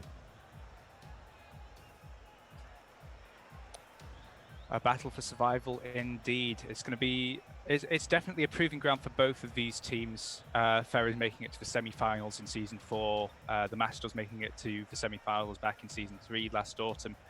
Both with a point to prove. Both want to show that they can compete against the very best teams in the competition. Don't Panic and See is just played earlier. Both teams they're familiar as well and have progressed even further than them so far. Squawk. What do you think we can expect from the winner of this game going forward? It's always difficult to call. With lower brackets, every single game is so crucial. You've lost that safety net. One slip up can mean you're out of the tournament, and that's got to be very heavy on a team. So whether both teams are going to be able to look at a mistake they've made and move on is going to be crucial to taking this series and progressing further throughout the tournament. And it's kind of hard to see which way it will go. I know we've made the predictions. I've seen the Ferrers, their players, I've always seen them 6-manning, always like practicing. Whereas the Matadors, I know their school and college is very esports orientated. They've got streams up, they've got multiple teams, and they look very professional. So it's wondering whether, I want to say Ferris is the raw talent in this, and Matador might be sort of a staple, and I want to see if they're actually going to be able to, account for the unreliability of Ferrers. I mean, if we consider this as a solo queue game, you'd give this to Matadors every day of the week. The Ferrers have a Grand Champ in the form of Star, and then a Champ 1 in the form of Hazard, and a Diamond something in the form of Odell, while Matadors have something like 2 GCs and a C2. But somehow, and we saw it in the Uni show matches as well, the Ferrers putting up fights against Unis they should have had no place in making anything close against. Yeah, like we've seen Ferrers play their university show matches, and I think it was me and Kilsink at the time, and we kept thinking Odell being the diamond player. I mean, I'm a diamond and I am terrible. Odell is so much better than me. We expected him to sort of take a back seat, and he rose to the occasion and started performing as good as everyone else. So it just proves that statistics and ranks alone aren't going to make much of a difference, in a professional setting.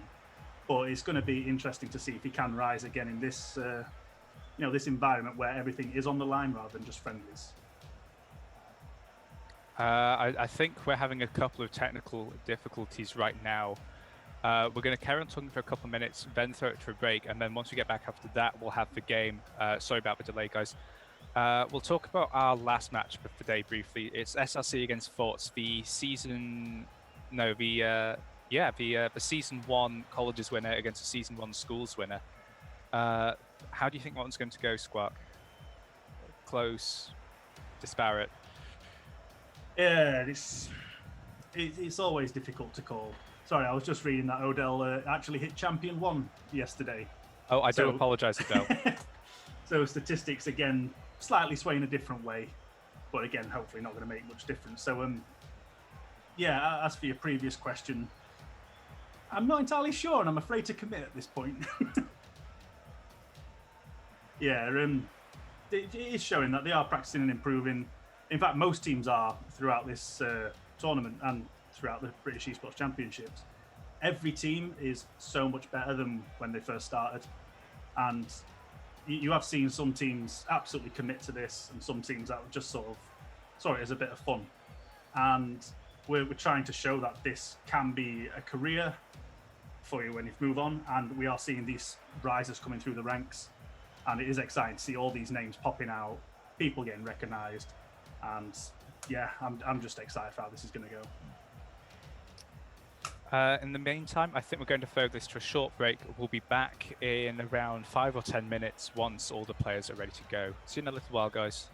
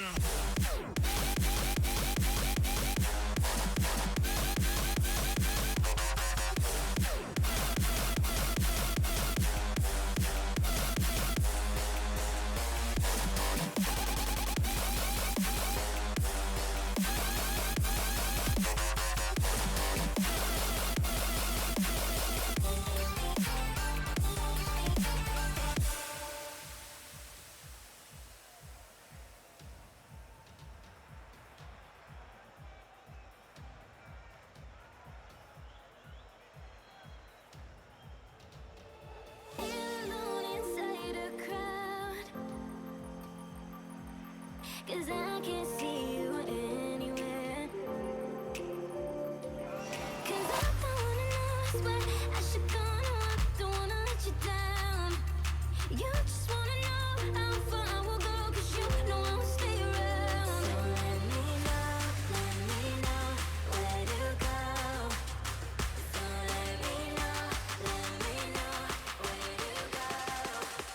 I wanna find you.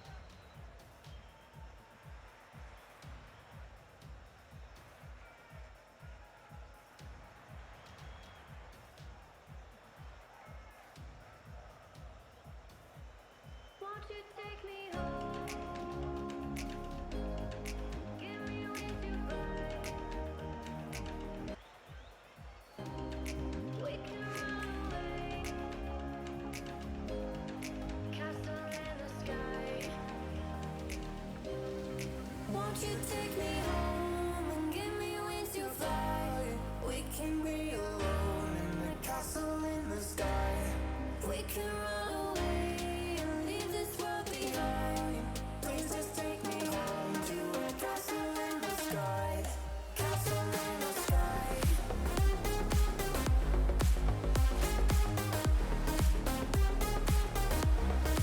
Castle in the sky.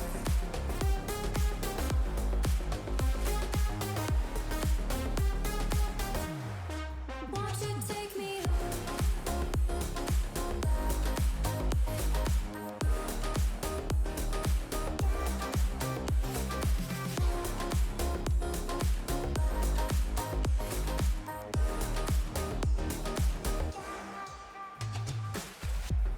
I can wait another minute. I can wait another second to be with you for an eternity. I feel like I am in a daydream. Every moment that I spend with you, with you. Won't you take me home and give me wings to fly? We can be alone in the castle in the sky. We can run away and leave this world behind. Please just take me home to a castle in the sky. Castle in the sky.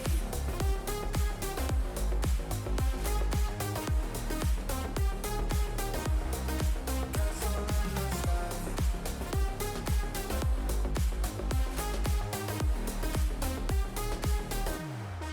Won't you take me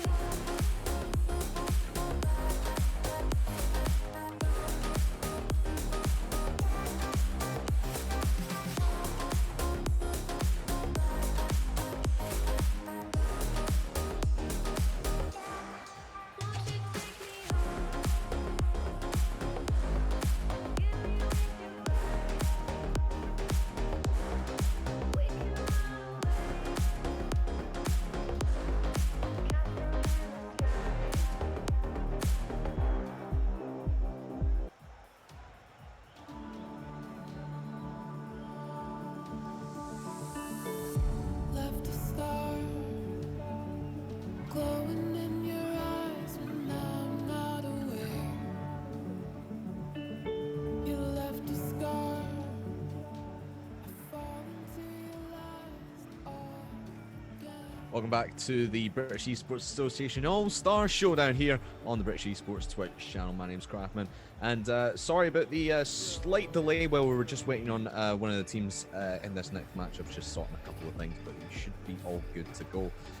Now, gents, I think we mentioned at the top of the stream as well that you can see actually down in the bottom right-hand or bottom left-hand corner, excuse me, of the stream right now, we are actually running a fundraiser for the National Video Game Museum. Obviously, some really tough times for a lot of organisations out there just now due to this current world circumstances. So throughout May and throughout June as well, any money that has been raised through this stream, whether it's by donations, through subs and bits and all that kind of good stuff, that's going to go straight to helping fund the National Video Game Museum. You can find out more in the description below the stream, and you can also find the donate button down there as well. So we do encourage you to go and donate what you can to help out a really good museum. £52 raised so far. We want to get as much as possible. But before we get into this next game, guys, I'll come to you first, Sig. We're halfway through the broadcast for today, still 2 series to go, and we still obviously have Don't Panic and SRC later and Fortes in the upper bracket. Down in the lower bracket, we still got Clyde Hotshots, the Sears, and we've still got this game as well, Master Gaming versus British Esports. Right now, as you see it, Sig, who do you reckon? I want your two teams. What's your prediction? I know it's way in the future, but who is your prediction right now for the grand final? Who's impressed you most? So for the upper bracket, I'm just deciding between Don't Panic and SRC right now. I'm going to go with Don't Panic. just based on the fact that they just swept the Seers, and I haven't seen enough of the SRC team to get a full feel for what they're doing. The team that's progressing from the lower bracket, I think we're going to see a toss-up between the Seers and SRC in the round of 4, we're going to see a toss-up between the Seers and Forts in the round of 4, which leaves Seers and SRC in the losers finals. I'm going to say SRC progressing from the losers bracket to the finals. Yes, SRC certainly impressed yesterday, and if obviously we'll hopefully see their game later on against Fortes. But what about yourself, Squark? The standout teams for you so far, not just today, but from yesterday as well. Well, I think Sigmoid hit it right on the head. I think Don't Panic going to win upper bracket, and I think SRC later will take the lower bracket. That is assuming Seers don't perform as well as they could do, or as we've seen before. I think that's going to be probably the next biggest match to keep an eye on, because, well, assuming, Don't Panic take the victory against SRC later. Otherwise, we could just have another repeat of this game. So, yeah, but I do see it being Don't Panic upper bracket, SRC later lower bracket as it stands right now. Definitely. I mean, for me, Don't Panic has really been the breakout team from yesterday. A phenomenal performance yesterday. Again, I keep forgetting who they took on yesterday. It was against Clyde Hotshots, of course, and then today against the top team pegged coming into this tournament in Sunderland Seers. They have just been a phenomenal force.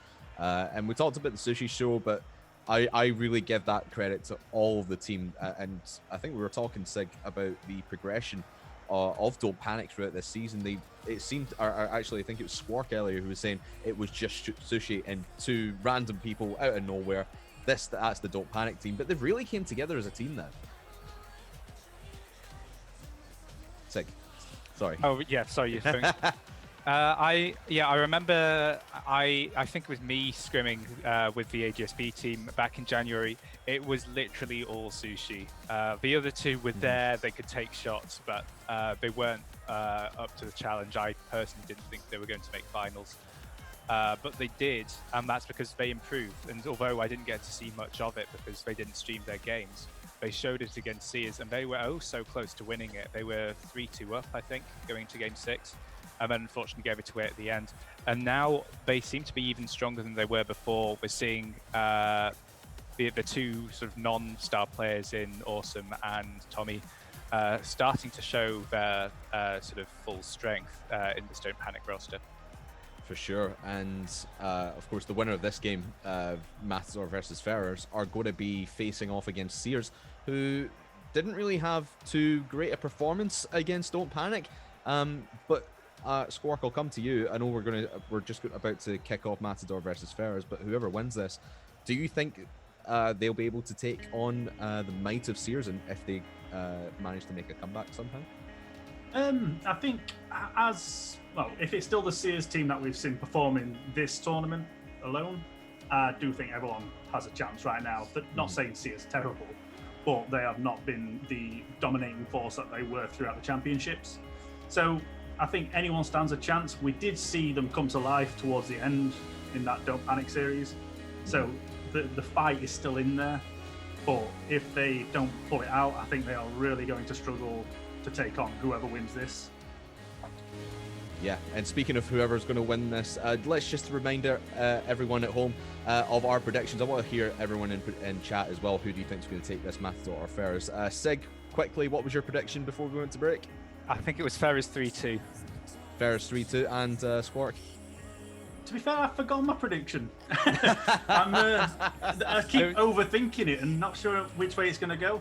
You said Ferrers. Yeah, you said I'm sure Ferrers I said one Ferrers, way or another.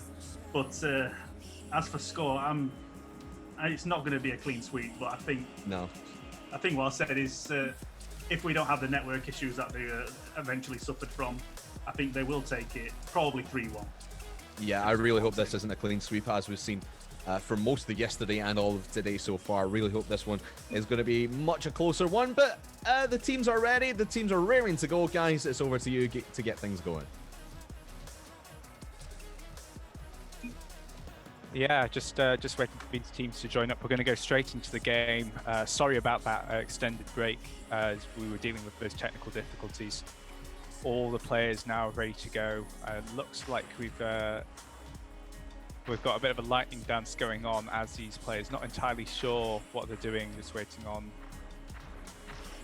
Well, giving us a light show while we wait for them. Yeah, it looks like Powerly may have suffered a disconnection in the meantime. Oh dear. Yeah, but we can talk about that actually. For this game, Matadors are going to be using Powerly instead of Eviled. Eviled not available currently. Yes, unfortunately, situations do come up. Again, we've got, obviously, everyone knows about the COVID situation, and people are now getting brought back into work, and we're not having much say in what's going on. You just get told, right, you're back at work now, regardless of plans. You know, you have a job. This is what you have to go for, and we've got stuff like that going on. We've got, you know, illnesses, and it's not the best climate, admittedly, for a tournament in terms of health and, you know, work style. But people are trying. Everything's starting to reach normality. Things are opening up again, and hopefully things will normal out now. But for the next few weeks, I think everything's going to be a bit shaky still. And I think we're trying to get things back underway. But yeah, we've got a few more minutes to kill. Something I would like to point out is if anyone's watching and would like to, you know, do any volunteer work for anything in esports related or wants a career in it, I highly recommend volunteering with the British Esports Association. You can find a link on the website. And I mean, that's how I got started. I went from a year ago wishing that I could do anything in esports, doesn't matter what it is, to now casting on Twitch, casting at events, adminning. I'm doing everything that I didn't think I would be. So I really recommend just signing up. And I mean, we are looking to expand and branch out. So we're going to need more volunteers. And yeah, I really recommend going for it. And likewise, if you're a student and you're wondering, I want to get into esports, volunteering might not be the best path, because you can take part in the next season of British Esports Championships starting this autumn. That will be season number 5. I've been part of it for the last 18 months or so.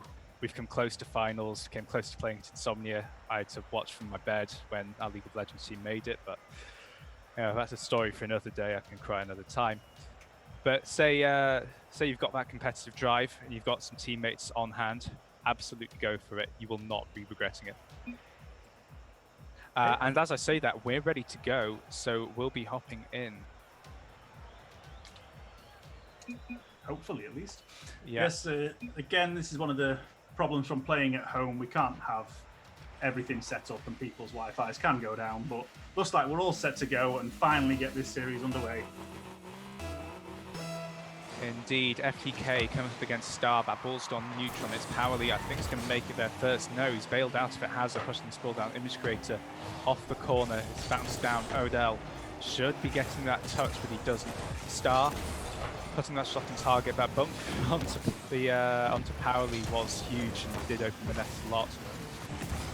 Yes, I think we're seeing a similar form to how every other game has gone so far, in the fact that neither team are over-committing for things and making the plays that they used to. You know, doing the initial sizing each other up, trying to figure out just how they play. It has been a while since these two teams have met. So it is, they're starting to find the feet a bit. Odell, unfortunately, just missing that flip to pass over to Hazard. Hazard trying to come in for the save, but again, a few teething problems as we start out, but that's to be expected in game 1. Yeah, can't critique you Oh, no, too much, no. but that was genuinely awful from the Matador Gaming side. That was Powerly. basically a horror film happening in real time there. Yeah, Could see it's the pass back not going where it was meant to. Teammate not quite understanding what was going on, and it's a crucial mistake. And again, you can put it down to teething problems at the start, but that is a crucial mistake to make straight away. yeah. Might not be making notes in the forest, but that was pretty graphic nonetheless.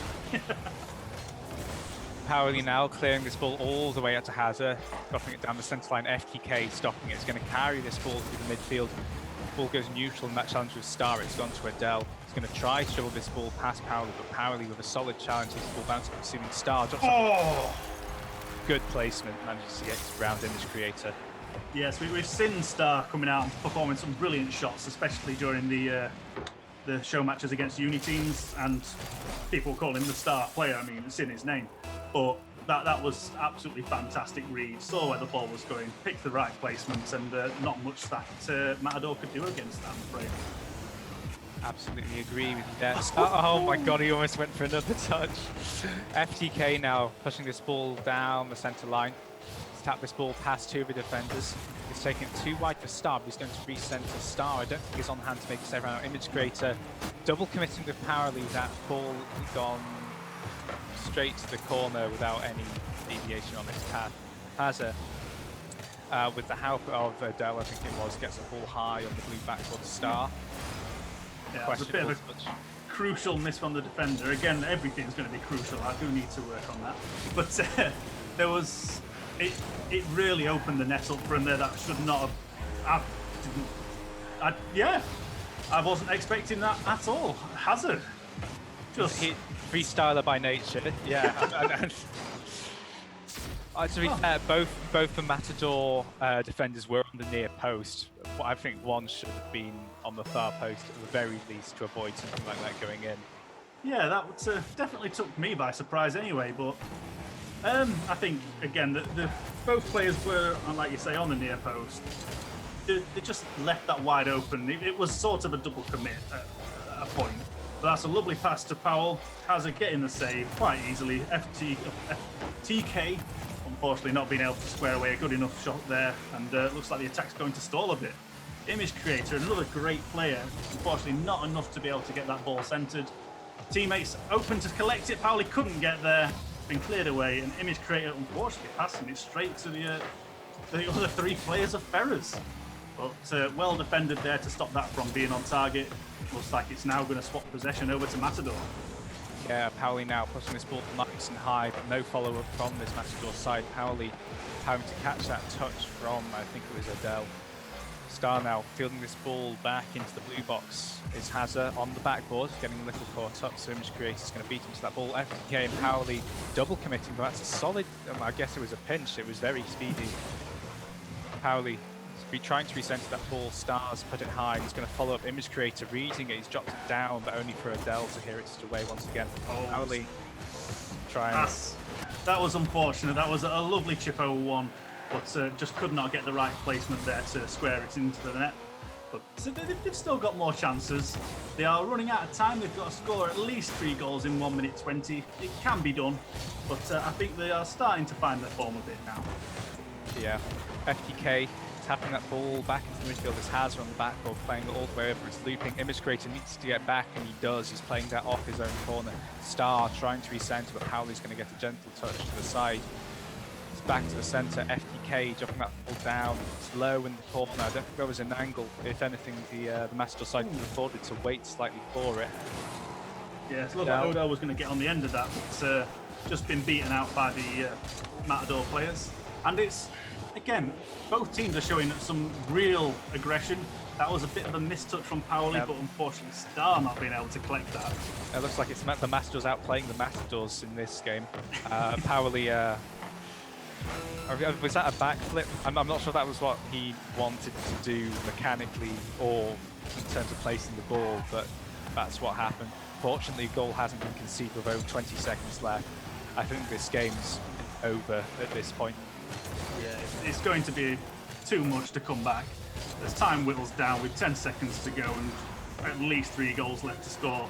Ball going to drop right down in front of goal mouth. That is going to be it by the looks. Ferrers taking game 1 in I want to say not a solid performance, but a pretty decent showing. Yeah, the first minute was a struggle just going through that feeling out process, but after that they seem to be performing well as they need to be doing. Yeah,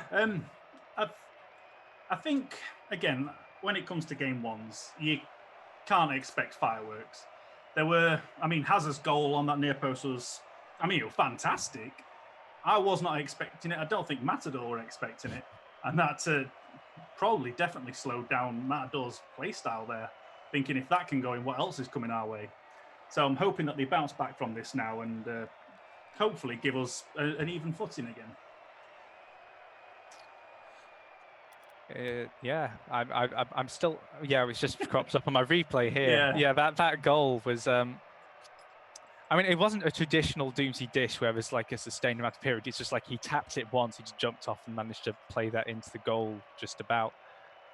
I'm disappointed with Matador's play. I know Paoli's not the usual team, and I should be cutting them some slack for that, but server's down. Yeah, so these are the problems when streaming from home. It's server issues, PCs breaking. Everyone's trying to use Rocket League servers, but they can only give it to so many people at once, and this happens.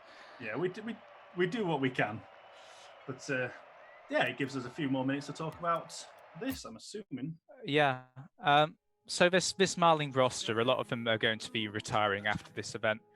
Not the way they want to be going out if they lose here. What do you think they need to rectify?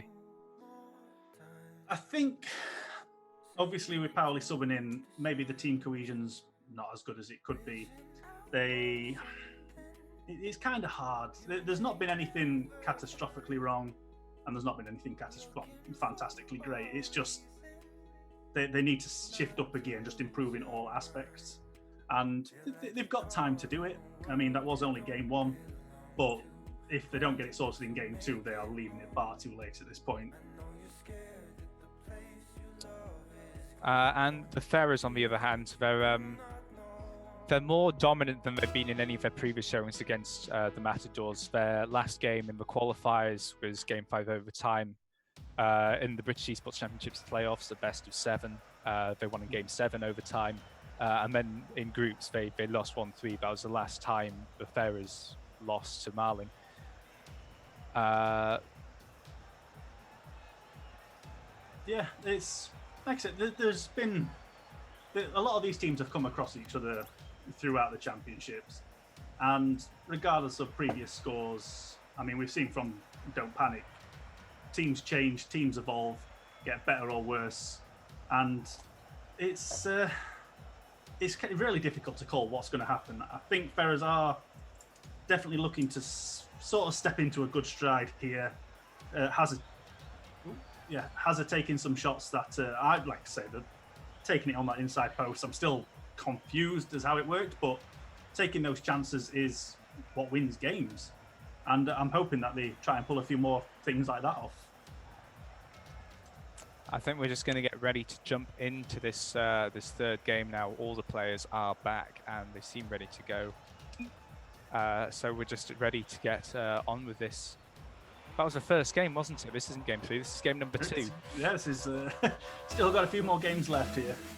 Yeah, still got a little time left yet. Paoli beating out Hazard on the kickoff. That was very dominant from Paoli, actually. I assume the Ferris player just missed the kickoff entirely. Paoli and FTK both going up. Adele's put into the top left corner. That was a misplay and a half, I'm afraid. Star just knocking it straight up. Looks like it was going to be a double commit. Both players decided, other one's gone for it. Both going to leave it. Ball just drops down and Odell's just there to pick it up. It's another one of these crucial mistakes that you cannot let happen, especially at this stage in the tournament. Hazard. Oh no, that's a second. You got to say one word before that goal went in. It was a lovely block from Hazard off the corner. Star just sat there waiting for it. Unfortunately, FTK not able to get there in time. I'm slightly concerned this is just the Matador Gaming resolve out of the window at this point. I think the only thing that's going to rectify it is if their main team eventually does show up and they can play from that. Yeah, I'm not sure Ferris are going to give them the opportunity, though. They have definitely come into that stride I was talking about. It's a lovely attempt from Paoli. It's just a bit too high. FTK, unfortunately, not getting the rebound. Star now trying to get rid of this desperately to buy them some time. Looks like it's going to be unsuccessful. Image creator blocking that, knocking it upfield. And Hazard playing it to Odell. Odell playing it forward to Hazard. Can Hazard collect to it? FTK is going to get there. FTK not able to get a touch on that ball, so it's Star playing it back around the corner. FTK now is going to get a touch on that, up against Hazza, wins out that 50-50, can't follow up. Adele's got a solid touch. Adele and Hazza both up in the air. That's a misplay from Hazza. You shouldn't be that far up in the first place. I know you like to freestyle, but this is not the time. This is a major event for your calendar, at least. Powley on the back line. Sorry. Oh, Dell sneaking that one in. I'm gonna say that was entirely intentional. It's a lovely chat. Well, gets there first. That was brilliant in itself. Knocking it forward. I don't know if they're going for the backboard play or just going for the shot, but definitely on target, and that's all that needed. But as you said earlier about Hazza going for that double commit, it is not a good time to be making these double commits. Have we seen all teams so far have been making the same mistake? Odell not letting me finish my conversation, my sentence, my trail of thought, or anything. We're just going to keep piling goals in. I am lost for words. This is painful to watch. I mean, I've played with, I think, at least 4 players on this pitch in some regard before. And to watch them tear each other apart like this, in this manner, like 4 goals in 90 seconds, is just awful to watch. Yeah, it definitely seems like Marling have just crumbled. Not so much thrown in the towel, but not far away from it. It's hopefully they're going to find some sort of normality again. Yeah, this is not a performance we were expecting from them today. This is the sort of thing I'd expect to happen to Ferrers if they ended up a goal down, but I think as we saw yesterday, they've overcome their difficulties with being down goals. Yes, and now that they're able to play from behind. And being behind does change the way you play, or indeed being ahead. You can play more aggressive or more aggressively depending on how you feel. You've got the cushion of being 2 goals up, or the pressure of being 2 behind. In this case, definitely. There's mentality. 5. I won't bother getting into it. Yeah, the mentality, like you say, going behind helps some people, going in front helps some people. It's all about how you as a person overcome challenges, and I think Ferrers are definitely achieving that right now. I'm unsure how this team's going to be able to pull themselves together. FTK, the captain of this Marling side, hopefully will be trying to keep the morale up, but apparently and FTK both missing there. There's going to be another opportunity for Ferrers' side, but Star only able to put that off the backboard. Going to go for a second touch. Powley's not in there, and that's a 6 in favour of the Ferrers. Yeah, it looks like there's not much life left in this Marling team. We are rooting for them to find the stride, but maybe they've written this game off and just saying let's regroup for the final game. Or say final game, potential final game. But I don't think in a best of 5 you can just throw away games like this. Image creator not getting the touch he wanted there. It's just gone to Adele. FTK with a weak touch plays that ball to mid. Powley up in the air, it's looping over Star, waiting for the catch, can't get to it. FTK tried to get a centre off of that, but not able to. Image creator playing that ball to the side. Star over to Adele. Adele's faked it, but Image creator's played it to the side. An important touch because FTK might not have been able to turn around for that. Star though putting that on target. Oh, back foot coming through. Good save from Image Creator. That was, again, I want to call it like a nice little set piece that was coming out. You could see all players picking out the other locations and knowing where to play. That was a beautiful attempt again, setting it up for Hazza to have the shot, but FTK saved it. That was open for such a long period of time as well. If the Ferrers were there, they would have had that easily. Star. Unfortunately, FTK just missing it. Star beating them to it. 7 now. Seeing the mistake. No, I've seen this before. I've seen this before on LAN. I've seen this before in football as well. It's No, if I know the Ferrers well enough, I know what they're about to do, and it is going to be awful.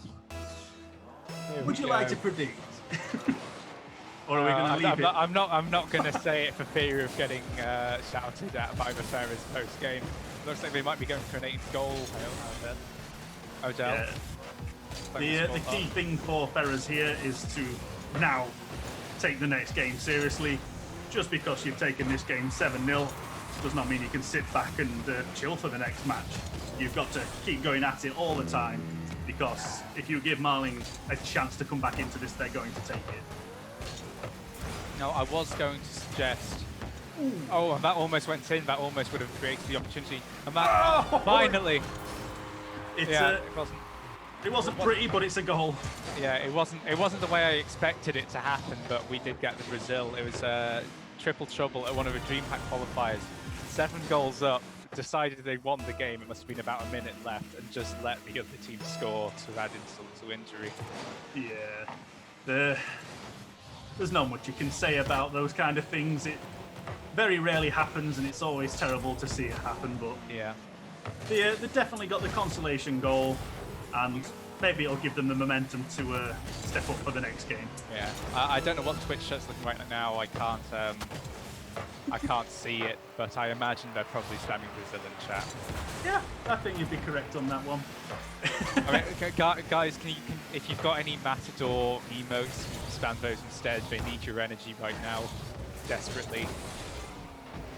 Yeah, it's a resounding victory coming from Ferrers. Definitely found the stride, and unfortunately Matador just losing the will to play that game by the looks of it. But it was a very good performance from Ferrers, definitely. Yeah, 7-1 the final score in game 2, and we move on to match point. Yeah, hopefully we're going to see this swing back in Matador's favour. Is it going to happen? I'm going to say no, but I want them to prove me wrong.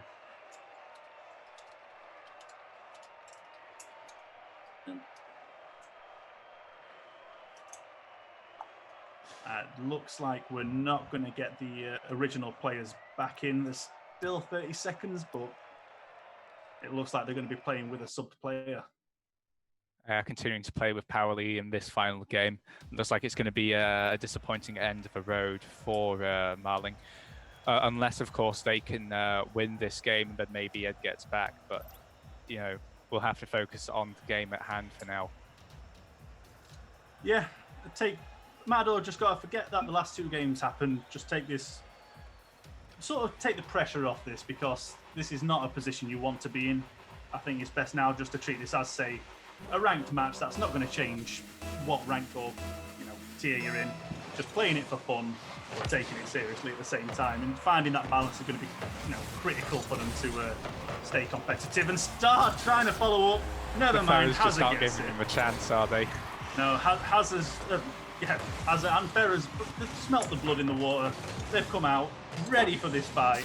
They want to seal this away before Matador can actually find their stride and get back into this. Yeah. Ferrers looking forward to the Seas game. I think they stand a chance of taking it if they can keep this form up. Maybe without some of the freestyling from Hazard, but other than that, a stellar job from this Ferrers side. It was a lovely attempt from Hazard, but just a bit too high, hitting the crossbar. But they've definitely still got the attack left in them, nudging Paoli out of the way, but unfortunately goes straight into the ball.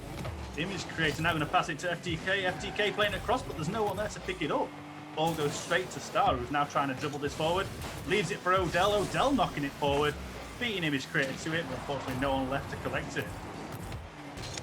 Yeah, FTK sends that ball, but Star too aware, able to put that on straight on target. Powerly saying bruh in chat, he's not having a good time right now.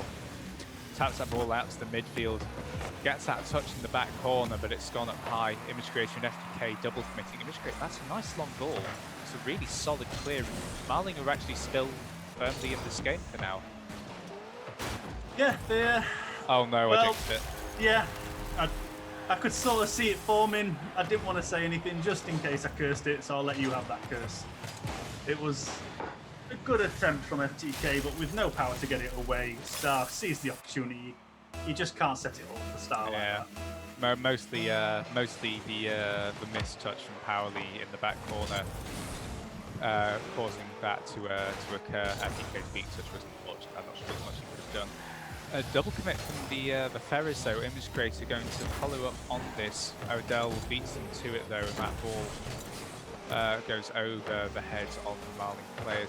Image creator there with a shot. Ooh, okay. There's life yet. There's fuel in the tank still. As Lovely shot from Image Creator. We've seen him score goals like that before, and that is just a solid goal and a solid pass, solid setup. They just need to now bring more of that into this game as fast as they can. Yeah. Odell going off the ceiling. He's going to try to follow this up. Both him and Hazard are up, so this is an opportunity for the Matador side to capitalize. FTK on this right wall. Try to beat that Star, but Star, ever present in this game, jumps up, gets that touch, and it's not dangerous anymore. FTK recentering Stars in the net. FTK going for a pre-flip. That would have been pretty cool when you landed that, but... Yeah, you've always got to throw a bit of sizzle in with your stake, but unfortunately not playing out that well. Odell now going to play off the backboard, but FTK getting there first, knocking it to the side, collects it back up, now passing it across. Hazard taking him out for it though, and it looks like, unfortunately, Matador just going to let that go. Image Creator now going for the shot, and Star stopping it. Hazard playing it forward, and FTK collecting, but unfortunately it's going straight back to no one again. It seems that too focused on just getting the ball away rather than trying to create plays. And Star capitalising on that. Powley with a crucial save to keep them in this game. I think the Matadors have a massive mental block in the form of Star. As long as he's back, I don't think the Matador side are going to be able to put anything through. We saw them do it before. It was a really well-placed shot from, I think it was FTK. And Star was able to get a touch, but not able to save it. But other than that, Star's always been there to get the blocks in. Yeah, it's Marling have definitely stepped up a bit, but you can still see they're not used to playing together, and playing with a sub is incredibly difficult, both for the team and the sub themselves, because it's like changing the sensitivity on your mouse before a game kind of thing. Ever so slight changes cause issues, and I think that's what we're seeing today. It's just this team cannot bond as well as the original team do. And it's a shame, but it's going to be the last game together as a team. I think it's 3 of them. Oh no, Star just playing that over the top, and that's a third goal of theirs. Yeah, you hate to see it, but yeah, that's what happens in competitive games. Any weakness, and it will be exploited every time. But again, I think Matador have had a great performance. I mean, they've made it to the tournament itself anyway, which is fantastic. Yeah. We're talking like it's over with 1 minute 20. But as things are still... I was about to curse that a bit there, but in fact, I may have just done it anyway. Yeah. Yeah, that might be the final nail. But yeah, they've done a fantastic job to get this far, and they should be proud. And again, very promising careers potentially in the future. Yeah, Twist chat is suggesting putting Powerly on demo duty. That may have worked a couple of minutes ago, but I don't think it's going to be feasible anymore. 3 goals required in the next 72 seconds from this Matador side. It's definitely not looking as doable as some other teams may have been able to. Star with the long shot. There it is. Just making sure. Ferris taking no prisoners. They definitely want to progress and not leaving it to chance. But they could still get another Brazil. They've got enough time on the clock. And I think Twitch that would love to see it. 2 Brazils in one series would be amazing and yet horrendous, I believe. You don't want to see it happen. Odell knocking it up. Hazard coming in to square this away. There it is. You can see it happening in the background. Hazard really pleased with himself. You can see that. It's a lovely play up from Odell. And again, Odell is having such a fantastic game. Yeah. We were talking about how ranks may or may not matter. I think Odell has proved that it means nothing at this stage. That ball bouncing off the ceiling. It's to Hazard. He's going to control this. Up.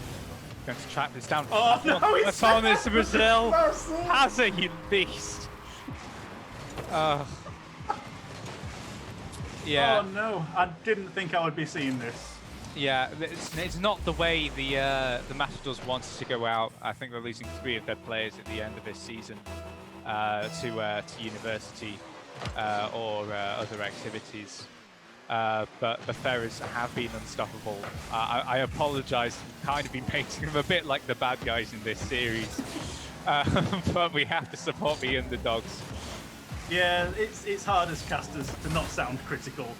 And it's hard to find that fine line. But again, Marling have played great up until this point. Unfortunately, with a sub not being their original team.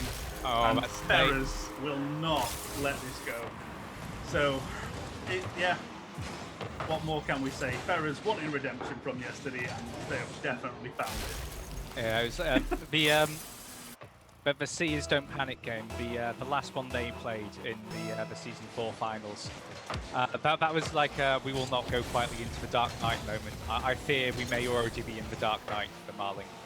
Yeah, I mean, 13 seconds left to score 7 goals. Not impossible, but it's not going to happen, I'm afraid. They've put up a good effort, but this Ferrers team came out far too strong and would not let any weakness show. And that will be it. A third sweep per day, 7th for the competition. Somehow sixth for competition. Somehow these teams don't want to make it close for us, and that's.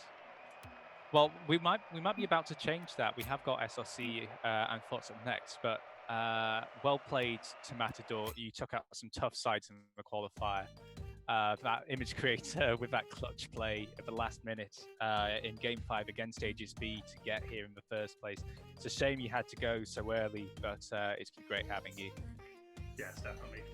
I would say, obviously, as you've been a player, you know what it's like. The amount of pressure that's in these games.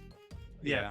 I mean, at this stage itself, being lower bracket is terrifying in itself, and unfortunately, just nerves do get to you. But how do you feel as a player? Would you perform just as well in these situations, say as Ferro would, or would you find it too difficult? I'm in a fortunate position in that I haven't had to play a British Esports Championships game, but was close for a year now, and we got beaten 4-0 by the Oldie Stemstead Park squad. And it's there's a lot of pressure if it's a close game and you think you can win it. Like definitely the first couple of games against the time I played against Basilisk this most recent season, I was feeling it because I had to redeem myself because it could well be the last game I'll ever play in the British Esports Championships, and fortunately we did. We took that series 3-1. And I think we're going to throw it. Are we throwing it to Crafters? Production, talk to me. Yep. We are throwing it to Crafters because he wants to chime in on the situation. I just want to, I just want to express my, what's the word I'm looking for? Sorrow, I guess, for Matador, because that was just, that was tough to watch. I'm not gonna lie. And I mean, yes, they were playing with a sub, and you can really tell that they were missing Evil Ed, especially in the games that they played yesterday against SRC later. At least those were competitive when they were playing with Evil Ed. Him and FTK were really the dominating force from the Matador side against SRC later. But today, it just wasn't there. They were getting beat in the midfield. They were getting choked back in their own half. I mean, I've written down the shot totals here. They got 3 shots in game 1. 7 in game 2, but then Ferrers got 14 in game 2 as well, and they only got 4 in that last game when they got 8-1. It's just you can tell that the Evil Ed would have elevated them to a different level, and it might have been competitive, but for me, yeah, Ferrers were just on.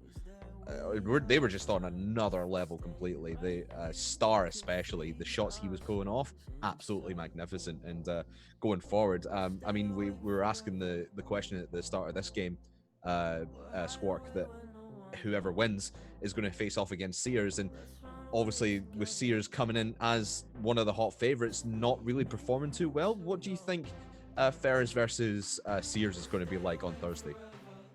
Oh, it's that's a tough call to make. If Sears play as they are and Ferrers play as they did in that game, I think Ferrers will take it.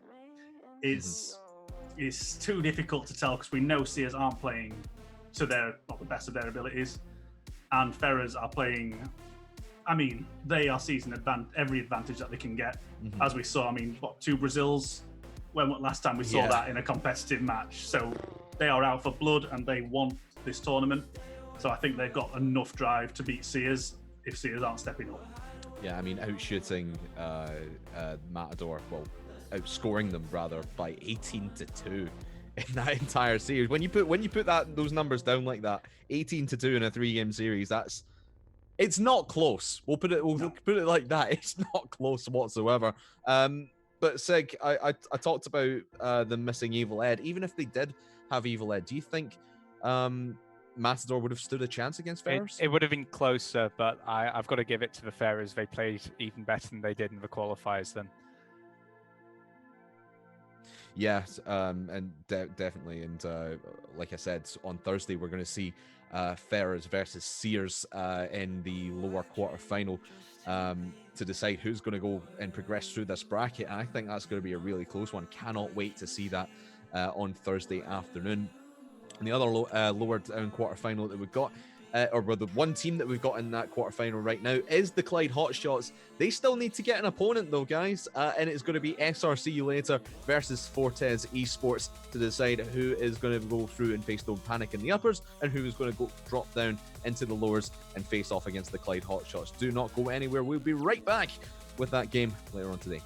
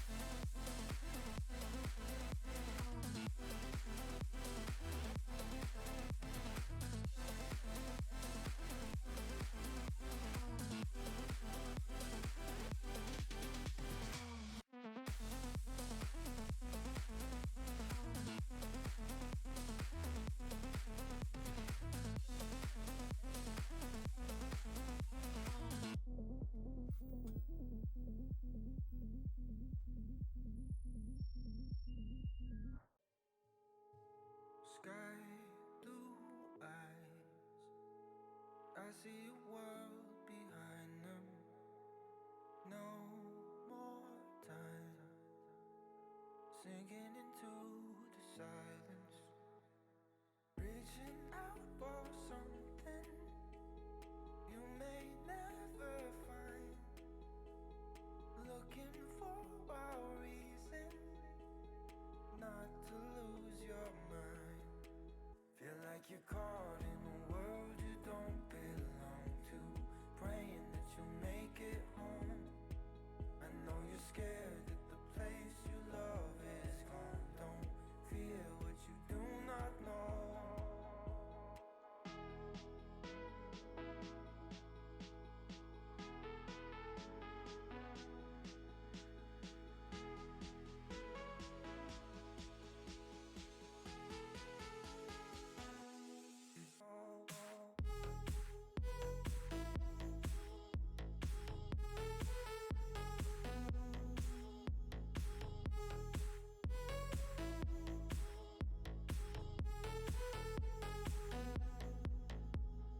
Neon signs flicker away forever.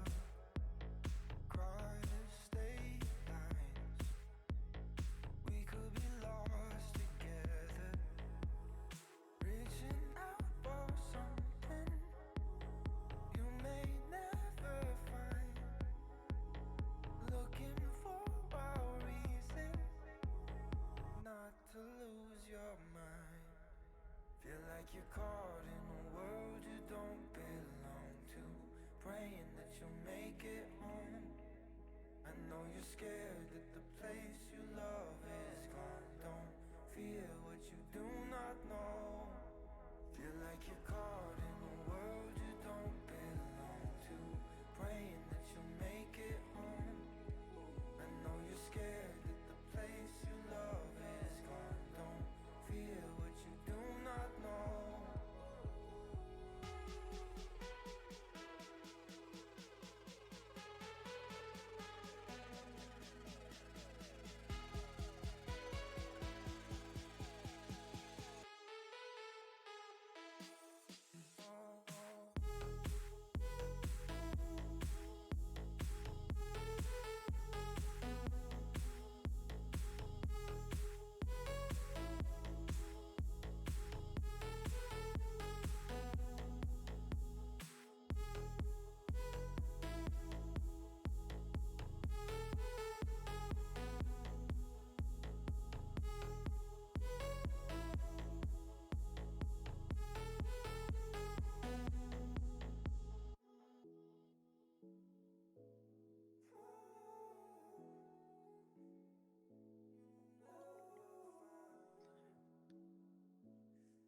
Ladies and gentlemen, boys and girls, welcome back to the British Esports Association All-Star Showdown. We've had 3 fantastic series been and gone. They've all been sweeps. It's been quite a dominant day for the winning teams, and we have 1 more to go, but we need to give you some information about this last series between SRC You Later and Fortes Esports. Sig, I'll hand it over to you. Let us know what's happening with the series right now.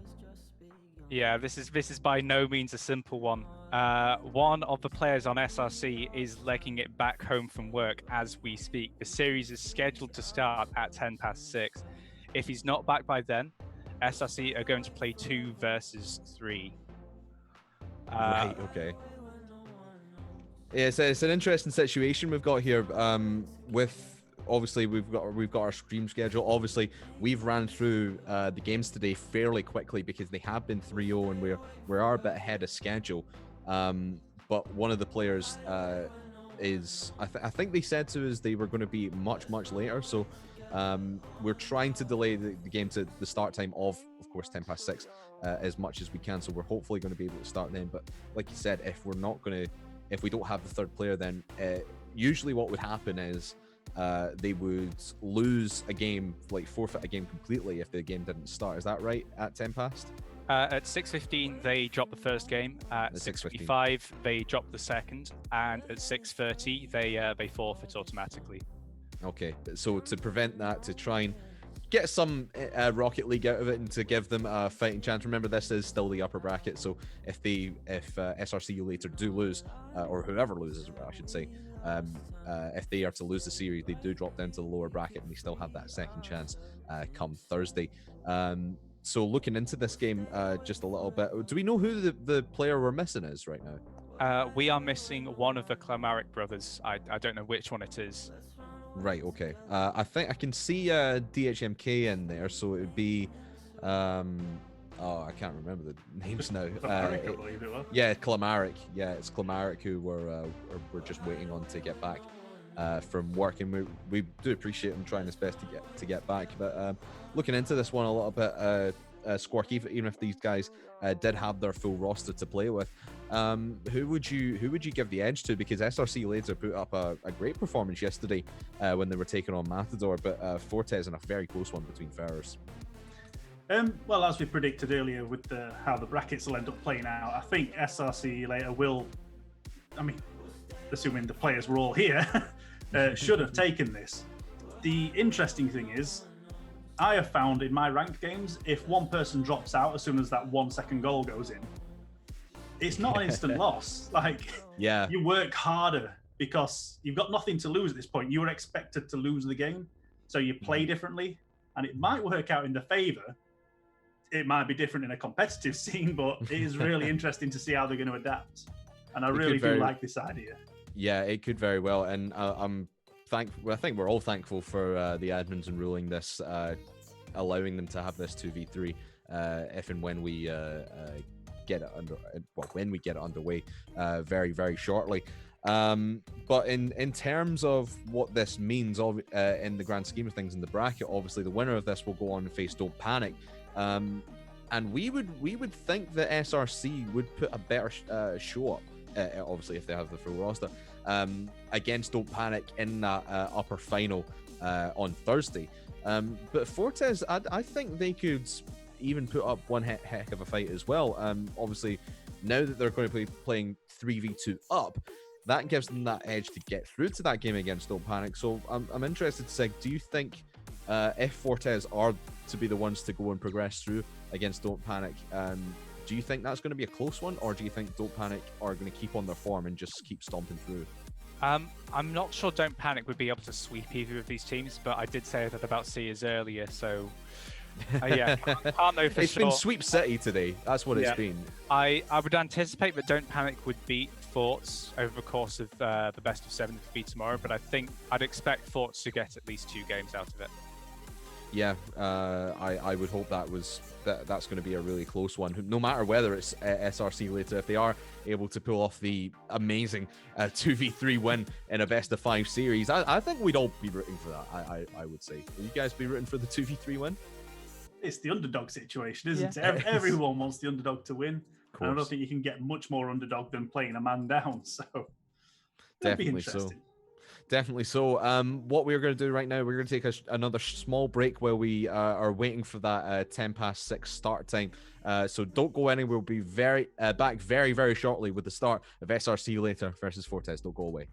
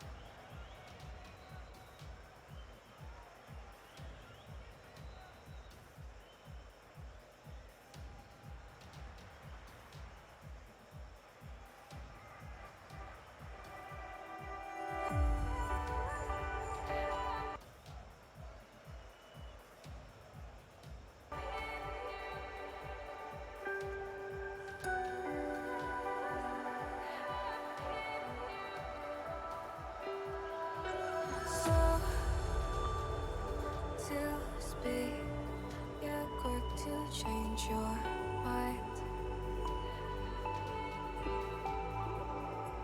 Welcome back, everyone, to the British Esports Association All-Star Showdown.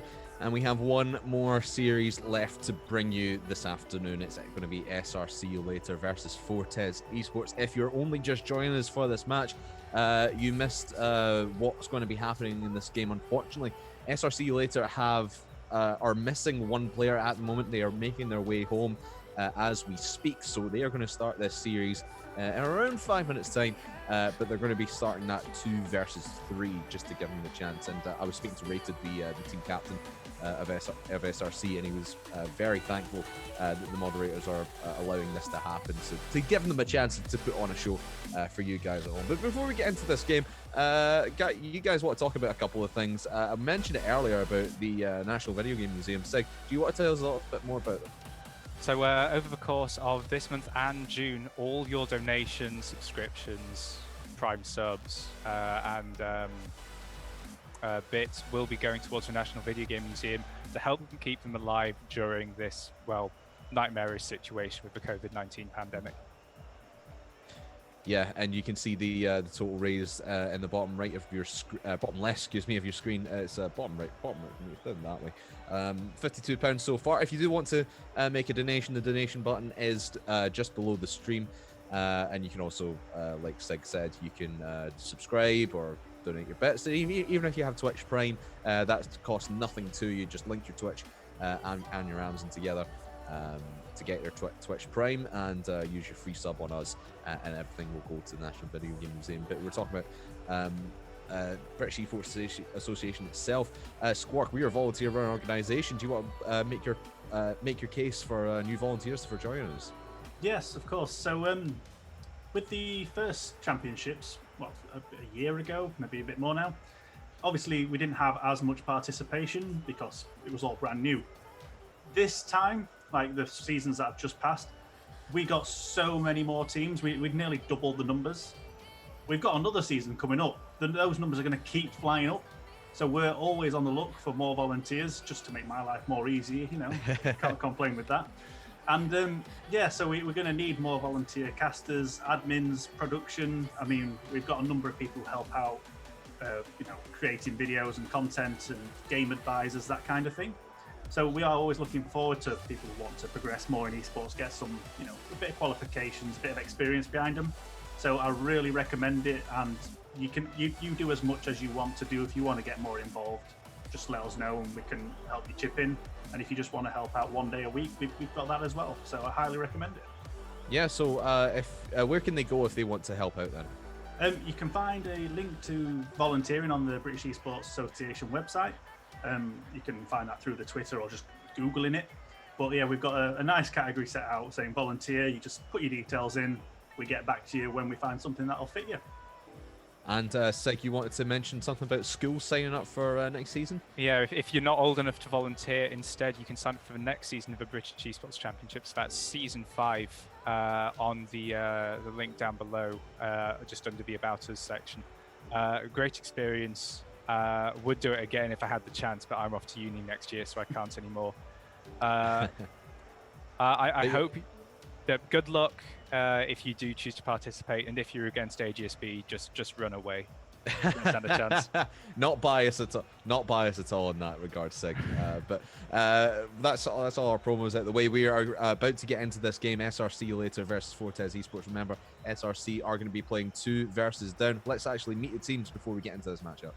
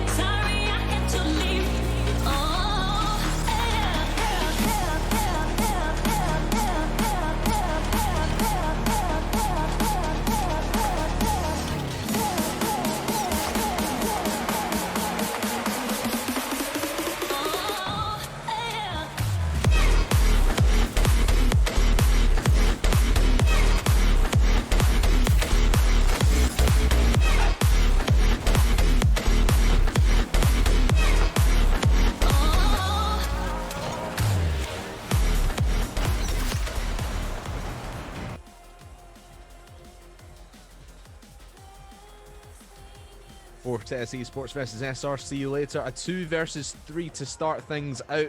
I believe we are missing, I think we're missing Kids out of SRC later, which is unfortunate. Hopefully he can get himself down to join a little bit later on. But guys, just quickly before we get into this, I know the team's raring to go. I want your predictions. Sig, will come to you first. I think given the circumstances, although SRC might be able to put up a fight, it's probably going to be a sweep in favour of Thoughts. And do you think the same way, Squark? Is it going to be a sweep? In terms of prediction, yeah, I think it's going to be 3-0 Thoughts. What I want, though, is SRC just to get one game, especially in the 2v3 situation. I'm the same as well. I'm really hoping SRC later can put up some entertaining Rocket League for you, despite them being 2-3 down. But for the moment, we'll get this one started. Sig and Squark, take us away. Yeah, a shame for SRC, the team representing Northern Ireland in this competition. Oh, okay. I have news. Their third has just showed up.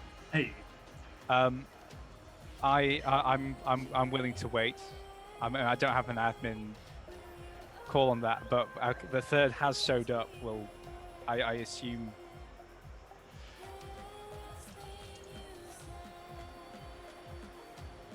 Yeah. So looks like we're just going to hang on for maybe one more minute, just to make sure we can get this third player in. That was an interesting turn of events. Yeah, it's a shame. I was looking forward to the 2v3, but in terms for SRC later, I'm glad that they now have an opportunity to put on a fair showing. It would have been absolutely brilliant to see our SRC later going 2v3, taking one game. That's all I wanted, was to see that happen.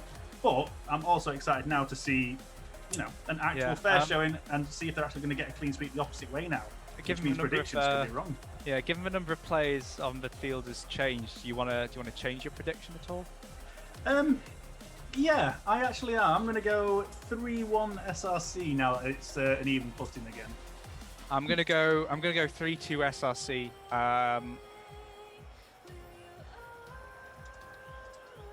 No, 3-2. I'm gonna go. Sorry, yeah, 3-2 SRC. I think we might be waiting a little too long to have all full games. Yep. So we're gonna get the 2v3 game. We're gonna start 2v3 while the SRC third player gets readied up. Yeah, I get the game that I wanted. It's a shame that it has to happen, but for a caster, I'd love to see, trials against adversity, and it doesn't get much harder than this. And the players are starting to join up, so we're live. We're going to be playing this game one, and I could not be more excited. SRC are going to be starting 2v3 despite the confusion in the last minute or so. Yeah, it was, again, I think as casters, we're happy either way. If we get the fair showing, if we get the 2v3, kickoffs are going to be interesting, being that extra man down, but we're going to see just how much of a disability it is playing one man down. But already we're seeing SRC later, controlling the defense quite well. No one's overcommitting, except Raiders coming flying up for this ball. But they are both not flying in for this double, both in the same area actually there. Looks like they're going to try and stall this game out, taking it back into their own corner. But let's see if it's actually going to pay off. I think that's an advisable move, and they've got to say that James SRC are in the lead. The team a man down are up in game one of this series. We might have got our predictions wrong either way. Yes, what we didn't take into account was just how fantastic SRC later players have been. I mean, Rated, like his name, he is one of the star players to keep an eye out on, and that was, that showed just why. But we're already starting to see, the hole in the defence. Clearly, that's going to happen. We've got a double commit there from Forts, and I think maybe Forts have actually overestimated this, thinking that this is going to be a walk in the park, or rather underestimated. And they are definitely having to buy for this one. Yeah, Rated going to play this back, stalling for time. Kilmaric gets beaten out by James. James not able to turn it onto target. That Suru gets it past Rated. Okay, it's 1-1. Fort starting to bring this game back under control. Yes, Rated had to use a lot of boost to get that control and that situation under control, but there's just a lot of work that needs doing there, and playing 2v3, you're not going to be able to cover every single gap in your defense, and that is a shame. But again, more even than we expected to start with. Now, an interesting fact I'm going to throw in, Clamaric and Kid are both siblings, so I believe in the background Clamaric has actually been setting up his brother's GC so he can get on in time. Yeah, I mean, you can't get much closer than siblings. It's probably why they play so well together, to be fair. But if I played with my sister, I could almost guarantee I would be screaming a lot more than if I just didn't know them. Oh, some good read from Rated there, not to get sucked into a defending too aggressively, just waiting for it there. Clamaric with a bit of a misplay, but Rated covers the gap, and they are definitely just trying to stall this out if they can. It's slowly going to roll in, but Rated gets there, stops that from happening. Daxu again playing it into centre, but I would say Force seems to be the person with a man down right now, as no one was there to receive it. Yeah, Dax definitely the star player on this Force roster, playing in the uni competitions. I can't remember which uni it's for, but is exceedingly strong out there. Rated, playing that ball off the orange backboard. It's James in control. He's going to try and take a oh, the demo play. Rude, straight savage into 2v3. Yeah, that was a brilliant bit of a fake out there. Looks like we're going to take it to the left. Just, nah, I'll take you on the way out, but fantastic play there. Even if they had 3 players, if they're in that situation, there's not much you could have done, so fantastic play. Got to think though, we're about 3 minutes in, and this third player isn't on the server yet. Perhaps taking more time than they expected. Rated though, playing this ball up high. He's managed to get a second touch, but that's not on target. He's lost touch of the ball. James G looked like he was. Look, he's still AFK. Force playing 2v2 right now due to presumably some sort of connection issue. Oh, that's it. That's a loss of connection. SRC I thought it was playing great. 2v2. I thought it was great sportsmanship for them to sit the game out, but turns out it was just a DC, which again, this tends to happen, but with it being 2v2 already, oh, now it's SRC Latest time to shine. Yeah. They've got the even foot in, and now they can definitely come out on that attack. But yeah, that was an interesting turn of events anyway. I think we're just deciding whether we go to Force have declined to pause. They're going to carry on playing 2v2. Oh, that's again some great sportsmanship. So they are within their rights to carry on, to pause the game and wait out for that third player. But yeah. In case you were wondering, you're not watching the Fusion Last Chance qualifiers. This is the British Esports All-Star Showdown. It's just both teams have currently lost a player. Rated. Back nice to get play. past Spruce. They take Only has Dax on the back line. Oh, that well fake. read from Dax. Looks like Spruce is now going to try and go on the attack, playing it far upfield, but both players from SRC later were there waiting for it. Rated now taking it past 1, taking it past 2. There it is. Rated, as we said, star player to keep an eye on, and there it goes, showing us why. This is a beautiful, beautiful mess. James is back, so we're back to the 3-on-2 we had before, but this is great. All but the perfect Shakespeare-written script is coming together. Who knows? Maybe we'll have 6 players on the script come game. Well, there we go. James coming back, leveling it back out. So it disappeared, came back, goal down. What happened here? Let's bring that back. But I really enjoyed the fact that Force carried on playing. Seeing that sort of sportsmanship at this level, it's rare, and it's so good to see it here. And now that they're back up to 3 players, they've got a chance yet again to keep this going. Yeah, that ball looming in the blue box as James has tapped it down. Rated though is back already, keeping that speed up to beat out this onto. Oh, yeah, that was close. Clamaric getting in front of that ball just before he got it done. James putting that ball on target, and that's a 4 for the Fort side. I think SRC.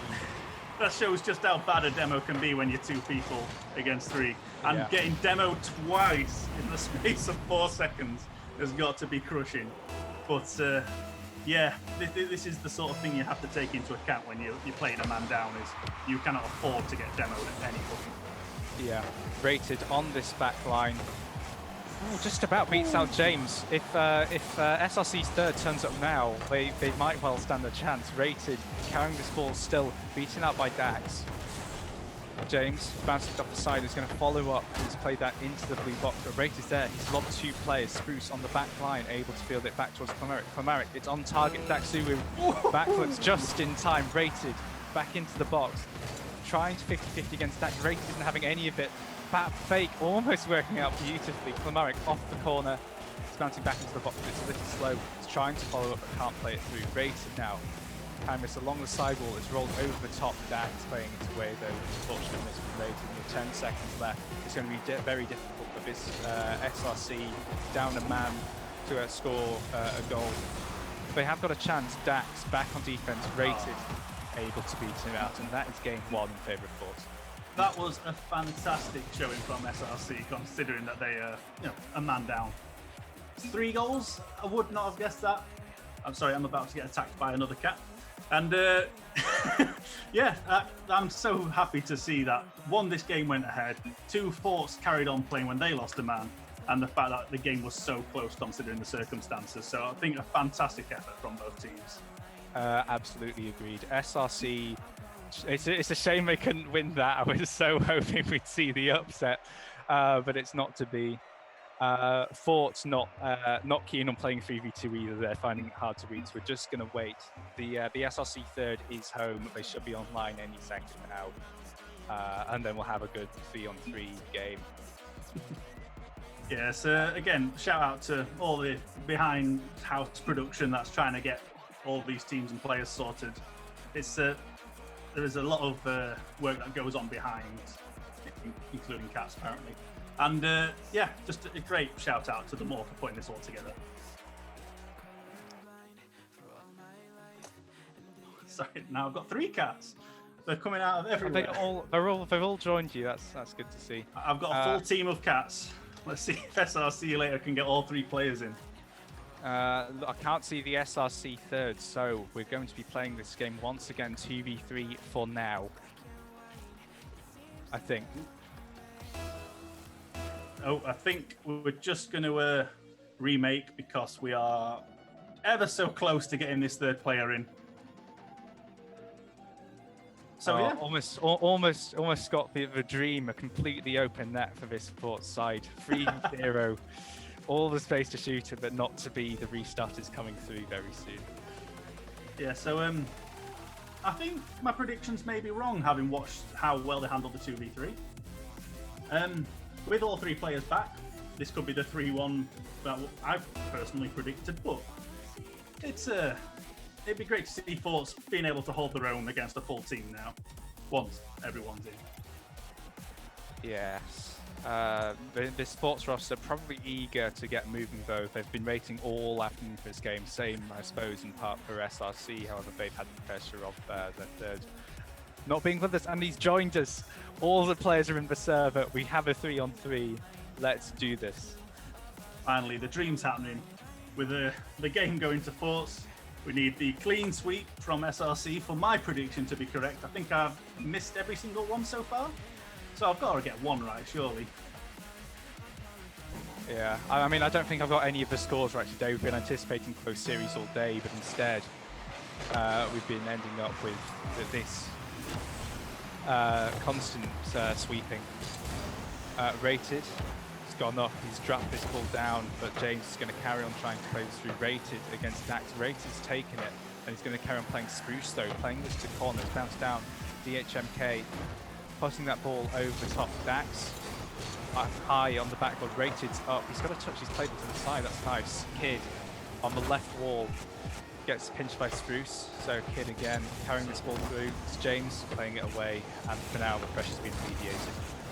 Yes, so already we can see Kid has come, he's come running back from work. He's jumped straight into a match, and already the presence he's putting out is fantastic. He's already had a shot on, he's had 2 shots on target actually. And I mean, me getting home from work, I need a good 20 minutes to get back into a right state of mind, but this is the sign of a true professional being ready at any time. So it's great to see them coming out performing already. Looks like Dax is going to try and take it over one. He's going to play off the backboard, but teammates weren't there to pick it up. Now rated on the attack, and we know how dangerous he can be. Shots on target, but Chimera's there to stop it. Dax now taking it across. Looks like the net's wide open. Can they get the touch? But Rated gets there just in time. Yeah, you can see the class right here. Rated, able to hook the ball. I think he must have used all his boost to catch up to that, and you can see now he's got nothing at all. He's going to have to be limping back. Going to clear this off the backboard. Oh, it's too far forward to deal with it. It's Kid now on the left wall. Going to tap that ball up. That's bouncing half the backboard. Rate is going up. Pops it over James. Is going to carry on now, I think. Has Spruce to beat. Almost beats out Spruce. He was trying to tap that ball, squeeze it against that backboard, but not to be. Spruce. The doink! The double jump doink, and it's on target. The second SRC layer went back down to 2 players. Force just jumped straight on that opportunity. Chimera shot on an open net. Nice little bit of play there. And we're live once again. Clamaric winning that kickoff. Unfortunate, because if that ball had gone completely dead, Kid would have had a great opportunity to put that ball straight on target and equalise. Kid, though, he's put that ball on target. Dax and Spruce both up going for that ball. Yeah, Spruce must have said that there was no chance they would get in there, but it was too late to stop themselves. It's a good attempt there. Can they get the follow-up from James? There it is. What a nice bit of play again. We see Dax taking it across, tries to get the lob, manages it over 2 other players from the double commit. James with an open net, tapping it in, and that's the lead that they wanted. I don't want to say just yet that Fort's performing well because Kid's only just got in the house.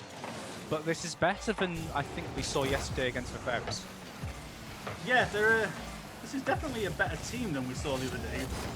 They're playing cohesively. Again, they've got that first connection issue from James, I think it was, in the first game. But again, that didn't make too much difference considering it was already a 2v3.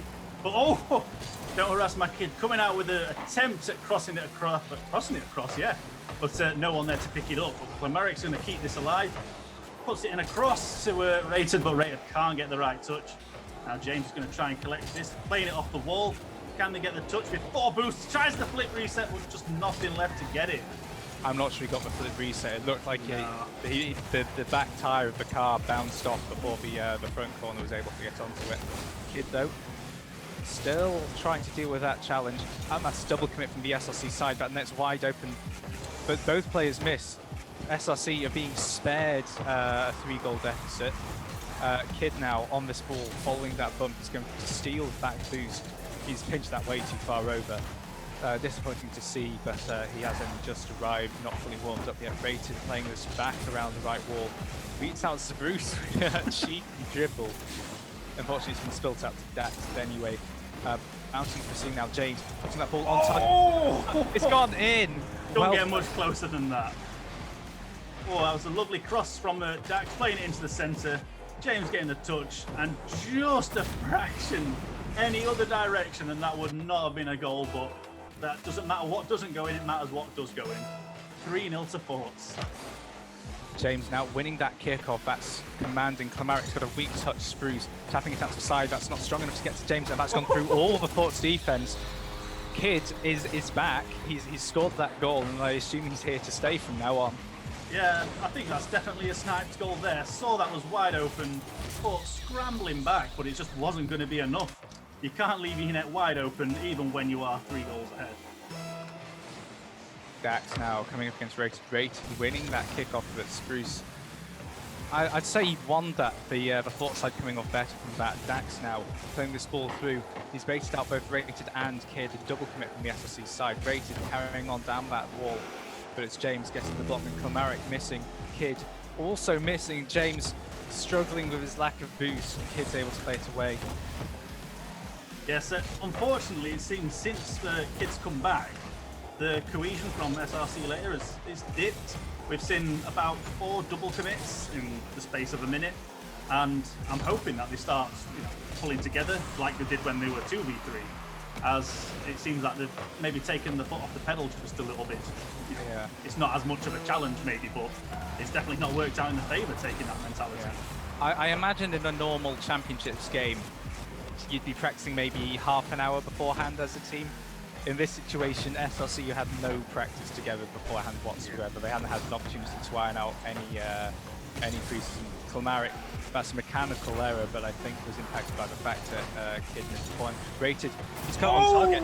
6 seconds left. This game's still wide open. Oh no, we've lost the party, but the game's still going.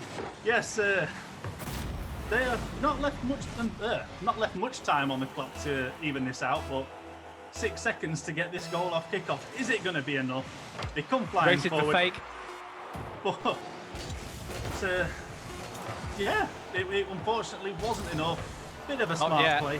Don't call it yet. Oh no, he's lobbed it over. Oh, no. Dax, he's put the ball up. I don't think there's anyone back on the side. Spruce, why is he should've keeping it left up? her. Put the Oh, ball no. down. Rated off the corner. It's finally hit the ground. Fort taking game 2-0 in the series. I think that gave us a heart attack there. That was, yeah. Like, keeping that ball alive was absolutely dangerous, but it's worked out in the favour this time. But I don't want that to happen again. My heart can't take it. Yeah, I am. I mean, I may only be a young caster, but I was still feeling the strain there. Yeah, these old man bones can't take it. Yeah. Yeah, there was definitely a, like we said in the first series of the day, the boost management was completely different, and a lot of players were getting caught out. We noticed a few players from SRC later being on 12 boost, maybe less, just picking up those pennies, but not enough of them. And I think there was a complete difference in level from that game 1 to this game 2. And I'm hoping now that they've had a warm-up game, they're going to, gel a bit better now. Yeah. Is a reverse sweep on the cards, in your opinion? Or if SRC later don't pull it together, definitely. If they play like that again, I don't see them bringing it back. But they can prove me wrong. Every team has today so far, so there's definitely time. we'll see what happens then. All the players ready in the lobby. It's Bruce against Rated on the kickoff. If FRC get a quick kickoff, you've got to think that's all the resolve that Forts have been trying to wear down that's come back straight away. Kid not able to win that kickoff. He's lobbed that high though. Rated trying to find a redirect, but Dax gets up in time. Clamaric bouncing top the left side wall. Rated getting back up. It's Clamaric versus Dax. That was very high, but I don't see what else they could have done. I think that was the best decision for Clamaric there. If he puts us on target, that's an opportunity for Dax to do something with the ball. Yeah, but unfortunately, it looks like Force have taken the situation in hand anyway. It was an unfortunate touch, just not good enough. But in fact, the ball's still alive. No, I'm lying. It's back and forth with just cheeky long shots going on, but I don't think it's going to work against either team right now. Yeah. Kid now coming up against James on that wall. That's gone through. Now Dax on the backboard. He's played it out more centrally. Rated getting a tap out. I assume this is Clamaric playing up forward. That's a weak pass. He should have spent more time controlling that if he wanted to make a solid play. DHMK tapping to the ceiling. It's bounced down. Bruce and Dax both going up. The double commit happening. And it looked like it almost wouldn't have mattered there because Dax very close to putting that on target. James, I imagine, is going to clear this off his own backboard, but not if Race has something to say about it. It's looming in the box. A double commit forced out from Forts. Clamaric bouncing that ball off the backboard. Spruce playing it out. Rated catching over to Clamaric. Nope, Clamaric not going for that ball. And the play is going to start to calm back down again as James takes control of this ball. Yeah, I think Forts are starting to crumble a bit under this pressure that SRC later are throwing their way. We've seen a double and a triple commit going out right there. And, the cracks are starting to show. This is SRC later's time to take advantage. James now carrying this ball, no hesitation in trying to play it through all the players. But he's blocked, and this ball now back in the orange box. A weak touch from Spruce. Rated so close to being on target. Kid bouncing off the backboard. Rated. He's up. He can't side roll onto target, and Dax who's able to put this out to Spruce. He's on no boost. I'm not sure how well centered it, but there were no one there with him to pick up the pass, which is definitely unfortunate. That's a crucial save from James, though. Again, 0-0. We've lost half a game so far, so SRC later are desperate to get a goal on the board right now. Yes. the Kid playing that ball off the wall. Rated. I think he's going to take the shot. That's on target, but Dax back in time. Kid playing it back into the box. Looking for the redirect. Can't cut the ball through. Rated now pushing around the backboard. Dax forcing. That's a long clear. That's dangerous. Kid back in defense to catch it though. And again to force Dax off that ball. Rated going to catch us in his own. Oh, The no. dunk from James, not the way you want to see it happen if you're an SRC fan. But that's a goal for Forts in game 3, currently match point and with the lead. Yeah, a bit of a misplay there from, I think it was Rated. Sorry, I've got cats invading my screen again. But there's still time for them to bring it back. They're performing a lot better than they did in game 2. So there is definitely no ruling them out just yet. But their aggression seems to have stepped up, and it looks like Forts might have a player DC. James might have gone again. This 2v3 situation now being reversed. Dax playing off the ceiling, James being demoed. I don't think that's going to help. So if he respawns close to the net, okay, he's gone for good now. Maybe he may be back later, but in this 3-on-3,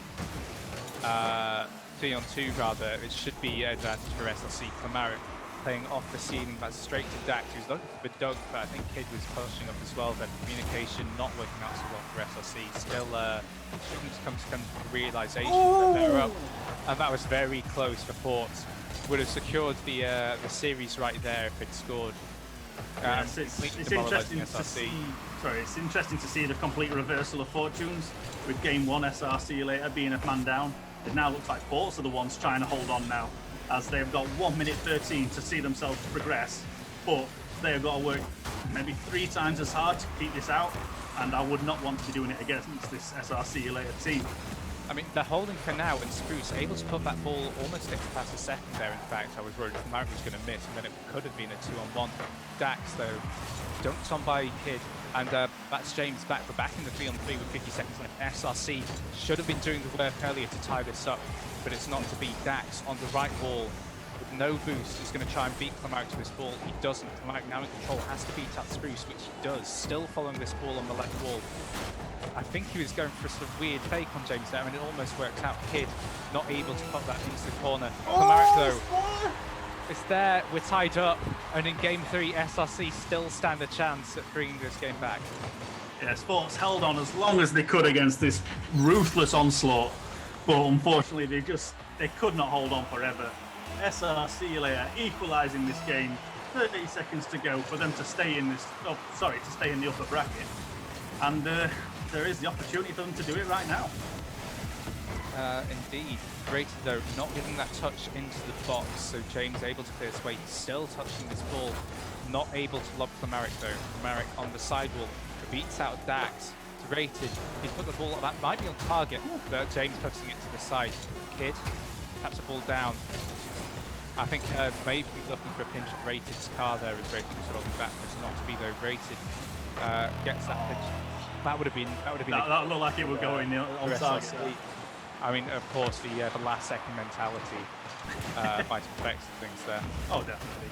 But oh god, this is dangerous. This is very dangerous. Oh no! Oh no! Oh. What a sad way to throw away a series. It was looking to be so exciting. That was so clunky, and I don't know how you actually recover from that situation at the time. I mean, the cars were tangled, the defense was everywhere, and that is just, like you say, an unfortunate way to end this series. That's the way it goes then, I suppose. SRC not able to field a full roster in the first game, and then not able to bring it back in the second or third. Unfortunately, that's just the way it goes sometimes, and we have to move on. SRC will be back on Thursday in the lower bracket, facing off against, is it the Hot Shots? I think it's the Hot Shots they're facing, which will be quite an exciting game, seeing the Season 1 Colleges winner against the Glasgow Clyde College boys. Yeah. Well, over to you, Craftman. If you're around. Yeah, I was just trying to unmute my mic there. Man alive, what a back and forth. I was going through the motions there. I know I'm not sure if you guys could see me. I know stream couldn't see me at all, but I was just up and down, and I know our broadcaster Elliot was seeing me and all my reactions. I was like, oh god, like so many times that SRC later had ample opportunity on net. There was Fortes were playing, from my perspective, they were playing like a really high line, trying to push and be as aggressive as possible. But that left them susceptible to the counter-attack, which SRC later were trying to implement half the time, but they just weren't doing it quick enough. They were maybe getting one touch through. I think I saw Kid getting the first goal when he came back. His shot threading the needle through 2 defenders was absolutely perfect. But they needed to do that more. They needed to put more shots on target when all 3 players from Fortes were down in their half of the field, which was most of the time from what I saw. But I think the biggest thing that SRC later need to work on is communication, because there were so many times, that they were double committing, especially Kid. I know he only just got back from work, and we appreciate him for getting back as quickly as he did to play out the rest of that series in the full 3v3. But there was times where Rated or even Clamaric were going for a ball, and Kid would just come flying out of nowhere, and I was just screaming at my screen, "Stop double committing, for the love of God!" It was so frustrating to watch. So hopefully they can get those issues sorted out by come Thursday, like you said, Sig, when they go and play in the lower bracket, and they are going to be playing against the Clyde Hotshots in that lower quarterfinal. But we are almost done for the day. We have our winners final. We have Don't Panic versus Fortes. That's going to be on Thursday, and as well on Thursday our other 2 games, Clyde Hotshots versus SRC later, and Sears versus Ferris to stay in the competition. Before we sign off, Sig, what are you looking forward to out of those 3 games on Thursday? I want to see how Thoughts perform against Don't Panic. These 2 teams have never faced before. It's the old guard against the new kids, and I want to see how that storyline pans out. Squawk, me and you are going to be on the call for Thursday. What springs out to you right away? I just want to see if Don't Panic are going to keep performing at such a stellar level that they've been pulling out so far. It's going to be obviously harder and harder as time goes on, and I know that Don't Panic and Thoughts like to play. You know, I've seen both teams in 6-mans a lot, so it's going to be great to see them clash together now. Yeah, it's gonna be a fun one on Thursday. I certainly cannot wait. I hope you guys cannot wait either. That's all the action done for today, though. Congratulations to all the teams. Commiserations, of course, to Cross Keys Kings and Matador Gaming, who unfortunately have dropped out of the tournament today.